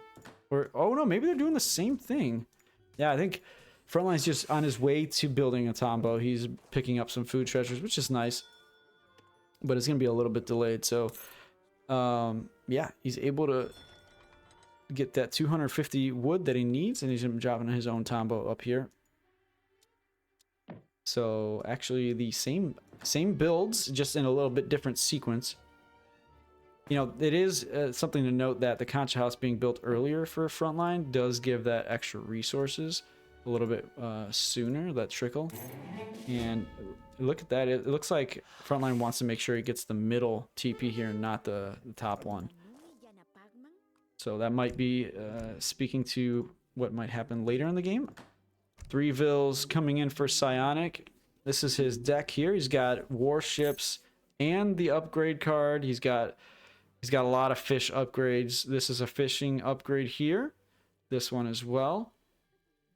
I guess it's just those two, but those are pretty strong tech, pretty strong cards. And let's take a look at Frontline's deck. He does have fish market as well, but he doesn't have the salt. What is it? Salt lands. What is it called? Oh, where's my home city? What the heck? That was weird. Salt ponds, that's what it is. Okay. All right, so PsiOniC, he's up in the north here in the color red. I'm confusing myself, especially with the mirror. It's going to be a little bit difficult to focus on, but we have the llama here. I hear a lot of people saying that you got to save that and build a community plaza so you can get the wood trickle from it, but sometimes you can eat that and age up a little bit faster. We'll see what both players decide to do. You see some sheep being eaten for Frontline. He's probably going to go for a 14-ville age up. We have a healer going over to Frontline as well. Yeah, looks like I think he's going to commit to this 14-ville age up. And PsiOniC's going to do the same. Going to save both players saving that llama. Good. Look at this herding here. Beautiful herding. All these deer so close to the TC, but like spread out enough so there's not too much bumping. Just fantastic macro there. And we have a converted rifleman here for PsiOniC, but he's getting caught. He's trying to pull away. Oh, we actually converted him right now, so he was taking damage from that treasure guardian. Questionable decision there, as it looks like I think he's trying to get the snare to break to create some distance, but the little scout here is gonna snipe that outlaw, and that's gonna go over to the treasure, likely to go over to Frontline a little bit later. All right, so what do we have for the age ups? We have the Elder for Frontline. Boy, I gotta tell you, I don't recall what the name of what that name refers to. Both going for the Elder, so yeah, I don't know if that's the wood tech, which is actually an insane age up option. It gives you like 700 value, 700 resource value right as you age up. Pretty crazy when you think that like a good age up is 400 wood and that's 400 resources. This is that age up is 700 resources. So I'm not sure if that's the one that they're going for. That could be the priestess, the 3 priestess. I don't know, but interesting that we don't have. Do we not have conquistadors for either player? Oh, we do have conquistadors for Frontline, but not for PsiOniC. That's pretty interesting. They are some of the better, one of the better shipments, I think, for Inca. All right, we're almost up here. We do have, okay, no forward vills, but a healer and a scout. And we have a dock for PsiOniC. I have seen him do this quite often. And it was indeed the age up that I'm referring to that's worth 700 resources. You see their gather rate is already at 0.7 wood per second. That is a significant boost from the 0.5 starting gather rate. And we do have the llama on the community plaza for both players as this one's finishing up. Where is that llama? Where is he? Oh, there he is. Come on, assign him. And we do have the spearman for Frontline from the town center big button popping out at the Tombow here and getting on his opponent's TP right away. 5 vills is the first shipment for Frontline.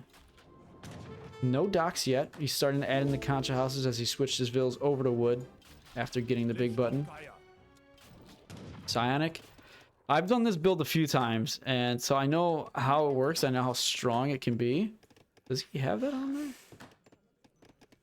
What is on here? Doesn't say the gather rate. Oh, okay, there it is. But yeah, being able to get 5 vills and 2 war huts with the wood gathering age up is pretty insane economy, and also adding in fishing boats. I think PsiOniC, though he's down the TP, I think he's going to be in a good situation. Because you can't really push this. Not that Frontline really even wants to. So that could be something that changes this up a bit, is you might have these war huts for defensive purposes to hold a push, and if it's not coming, then what is the investment really doing? But we do see 3 Tombow coming in for Frontline. That's going to be a full TP line and stagecoach in the very near future. That's going to be a really strong economic boost for Frontline. I do expect he clicks this button here and chips it here if he remembers to. And there is the stagecoach upgrade coming in. Combos did ship at home, unfortunately.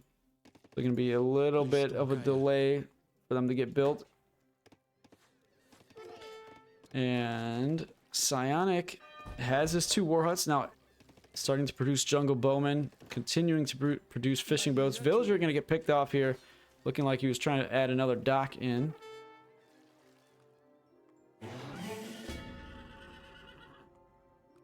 And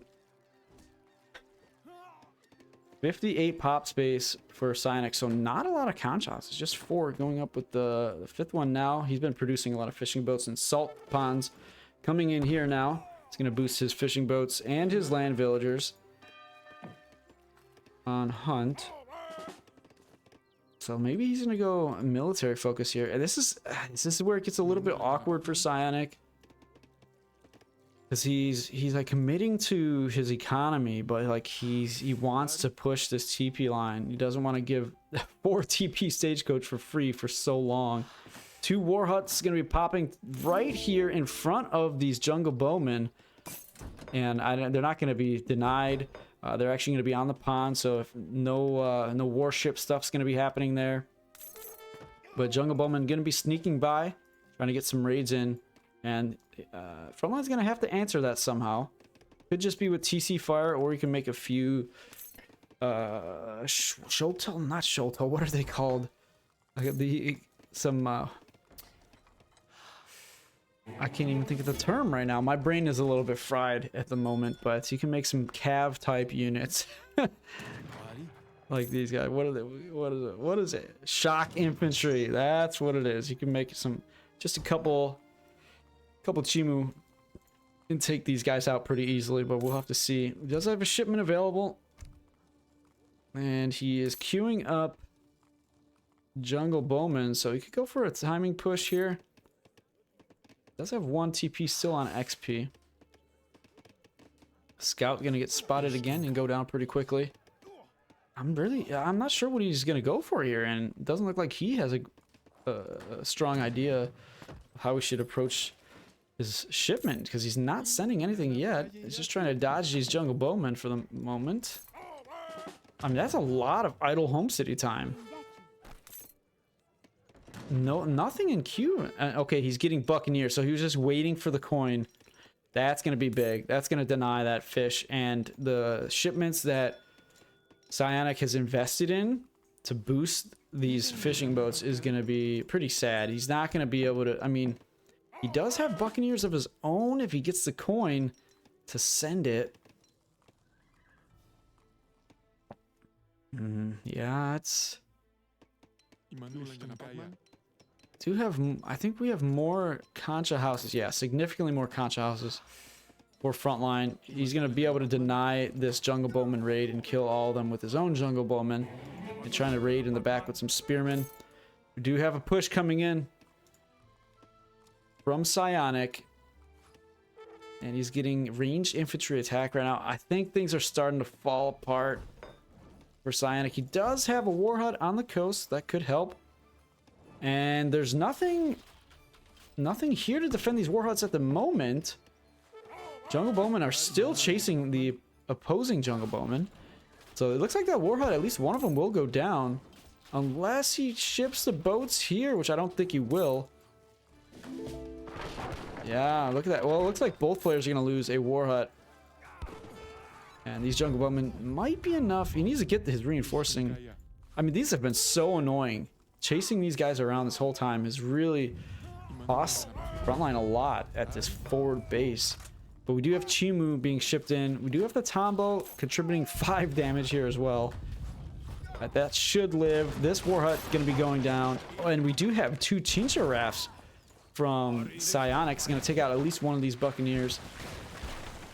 Oh, but he's blocking himself. There he goes. He doesn't save the second one. Saves the war hut in the forward base. So the buccaneers are going to be doing a lot of damage. PsiOniC could sell some food and get his buccaneers out, but he's actually training a Chincha raft anyway. Has a shipment available and needs to commit whether he's going to stay age 2, go age 3, or fight water. He's got a big decision to make now. And yeah, he's sending the Buccaneers, so he's going to fight for water. It's going to take a while to get here, but he should be safe enough as these 2 Chincha rafts are here. And the dock should stay alive with all these fishing boats inside of it. Ooh, look at the jungle bowmen going down to the rafts. That is crazy how quickly they're taking them out. We've got 36 vills for PsiOniC compared to 31 for Frontline, but he does have a full boom of Concha houses now. Oh, this one needs to be completed, but when it is... Oh, these Chimu are going to snare. There are some spearmen there, but quite a few jungle bowmen going down before they're there to help defend. Oh, and the Buccaneers sniping a Chincha raft immediately. And then backing out. This is a pretty close game. I mean, the 4 TP Stagecoach does give a significant advantage to Frontline, but we will be seeing water swing back over to PsiOniC very shortly. But he doesn't have the food income right now. He doesn't have the house boom. Concha house, just 5 of them, is a bit sad. Chincha raft coming in for Frontline. But the Buccaneers popping there, gonna instantly kill probably 2, or nearly 2. He split up his shots to not overkill, and he's gonna be able to take out both Buccaneers very quickly. Now all that remains is a Chincha raft. 2 of them in queue, but I don't think they're gonna really even pop out. I think he probably is gonna cancel those. I would guess. Yeah, I don't think you want to finish production on that. It looks like we could be seeing an age up sometime soon, but PsiOniC hugging the coast is going to be really annoying here. He needs to get another dock though. With the card investment that he has, he's now getting improved warships. I don't know about that. That seems a little... Okay, he switches it up, goes for the 6 Chimu, and that might be enough to help his push a little bit, as he is gonna get raided by some Chimu in the back of his base, but he does notice it right away and starts backing up immediately. He's gonna have full control of the water and the coastline, but there's not that much along the coast that's gonna be under threat.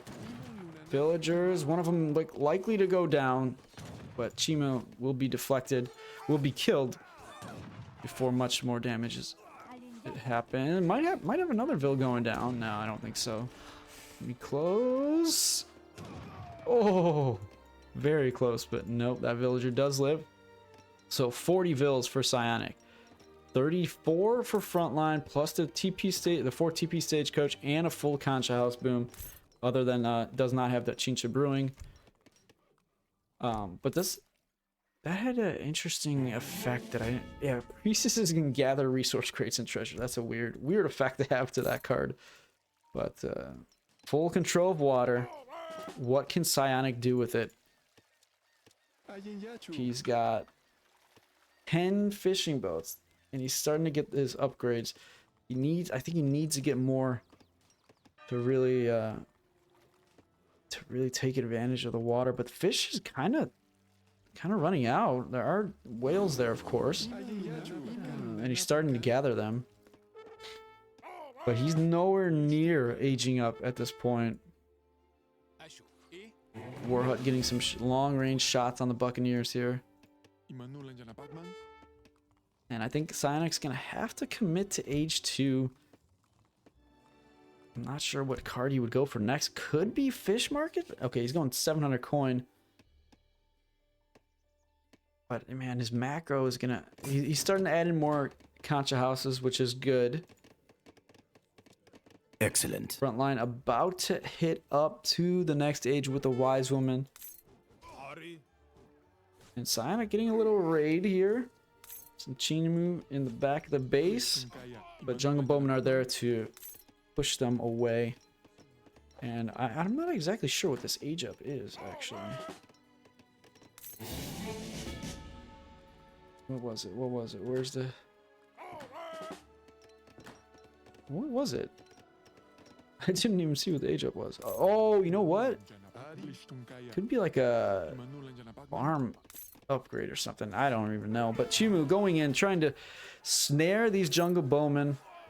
As a 2 TC wagon is on the way. Oh, it's a shipment. Okay, thank you, Julian. Appreciate that.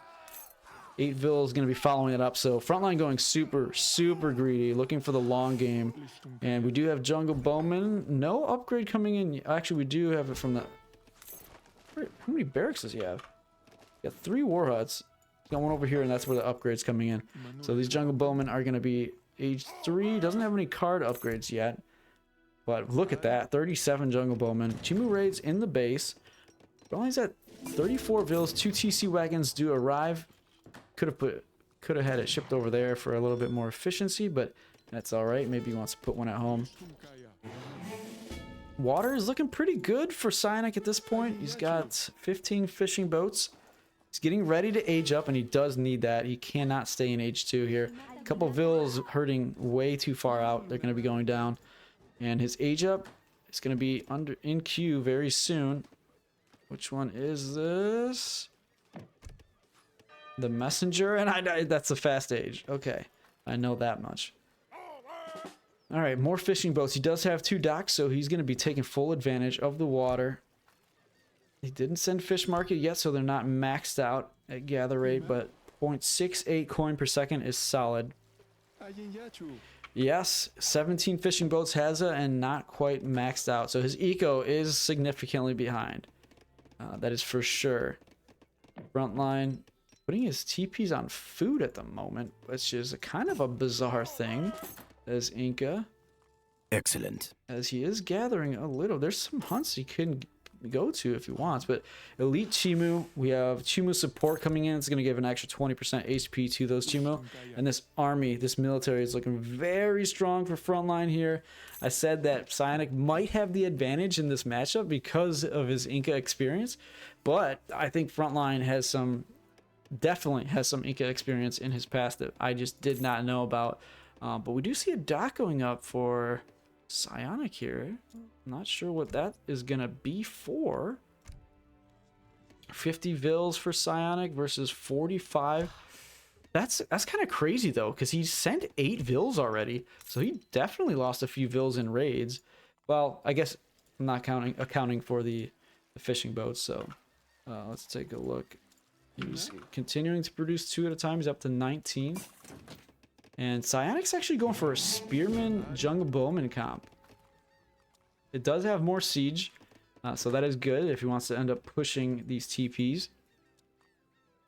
And he was going for a 2 TC shipment, but now sending the Stronghold, which would be huge. If he could somehow get it placed here safely, that could really give him a lot of map control, but I think he's going to have some trouble before it ever gets to that point. He might even cancel that because yeah, this is just too much military. You need a military shipment right now. And Frontline pushing in with 42 jungle bowmen. He's got the upgraded Chimu, 200 HP. They don't have a ton of siege, and Spearmen do pop on them. 11 siege, so that war hut taking forever to go down. And the positioning here is not great. It's a good position for PsiOniC to be shooting with these jungle bowmen from behind Concha House and the war hut. Another shipment is ready for Frontline, and we do have the Stronghold, and it's going up in the back of the base for PsiOniC. This is going to be go time. I think Frontline is going to try to right click that. I don't think you want that to get up, but at the same time, if it does, it's in a bad position. You know, it's not where you'd want the fort. It's not going to give you map control, so he might be okay with that. See how he reacts if he does see it. Does he see it? He does see it. Okay, so he's just going to let that go up there. Yeah, he's just gonna say, you know what? That's a win for me. My opponent used a shipment and an age 3 shipment, and usually a strong one, but he used it to put it in his base. That's not gonna affect my TP line. It's not gonna change the way that this game's going. And this dock that I noticed earlier, what is he making it? He's not gonna make anything from there. Oh, he might go for this. He might go for this. I don't know, man. This is looking pretty rough for PsiOniC. He does still have water, but Frontline's getting back on water. Score is 3-3 right now. We are in game 7 of this best of 7, and we have 5 priestess coming in for Frontline as well. So he is just gonna be, what is this, Initi? What is this? Oh, adds a shipment. He's gonna be putting them on the community plaza. The 4-carded. And we've got 2.6 wood per second. I mean, I don't even know, man. Is that a good card in age 3? Another shipment is available. Triple War Hut production for Chimu and a Chincha Raft in queue. Frontline's looking like he's in a fantastic position. We have another wood upgrade for PsiOniC, who is not even maxed out on houses yet. I don't know how he finds his way back in this game. I mean, he would have to get a huge snare, huge surround. Oh, he's getting the upgrade for extra armor on his infantry. That's good.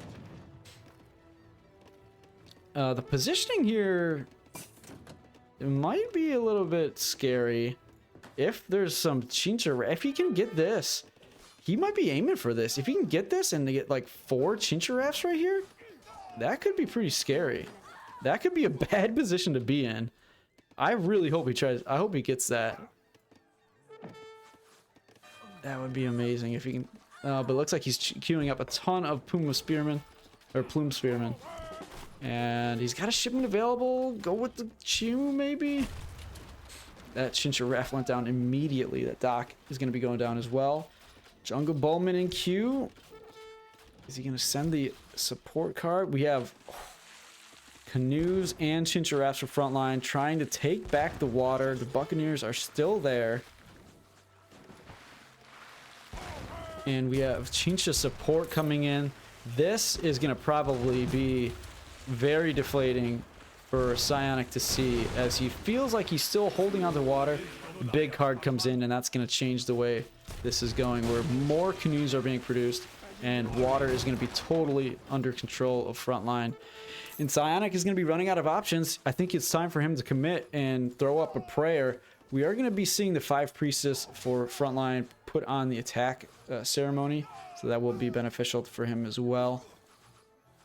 Shipment is available, but PsiOniC is not sending it. He's focusing on this fight, trying to micro, trying to find a way back into this game, but I don't know if there's much room for that, as there's a huge mass for both players of Jungle Bowman, but 68 of them for Frontline is just ridiculous, as Chicha Brewing is coming in to boost those house food trickle rates even more. And Frontline playing this safe, backing up. He's got a huge score lead. PsiOniC does have his attack ceremony on, and he's got villagers on there, so he does have a little bit of an advantage there. But here we go. The fight is going to happen. We have a sandwich of Chimu from both sides. Spearmen not able to split up enough to cover both flanks. And as soon as those spearmen go down, we're not even going to wait that long. There's GG. That is the series. Frontline takes it 4-3, winning the Inca Mirror with a huge mass of Jungle Bowman and a ton of reinforcing Chimu here. Good game to both players. Thank you guys for playing PsiOniC and Frontline. Congratulations to Frontline. I will be sending you $50 for your prize in this series. Thanks for showing up, PsiOniC, after a crazy 24-hour stream you did yesterday. And hope everybody watching enjoyed this. Thank you for tuning in. Appreciate the support. And ESOC, as we said earlier, they're going to be announcing the next tournament very soon, so stay tuned. Make sure you're in their Discord, make sure you're on their YouTube and subscribe, and we're going to be getting some more info very, very soon. Thank you guys for watching. Hope you enjoyed this series. I will see you in the next one.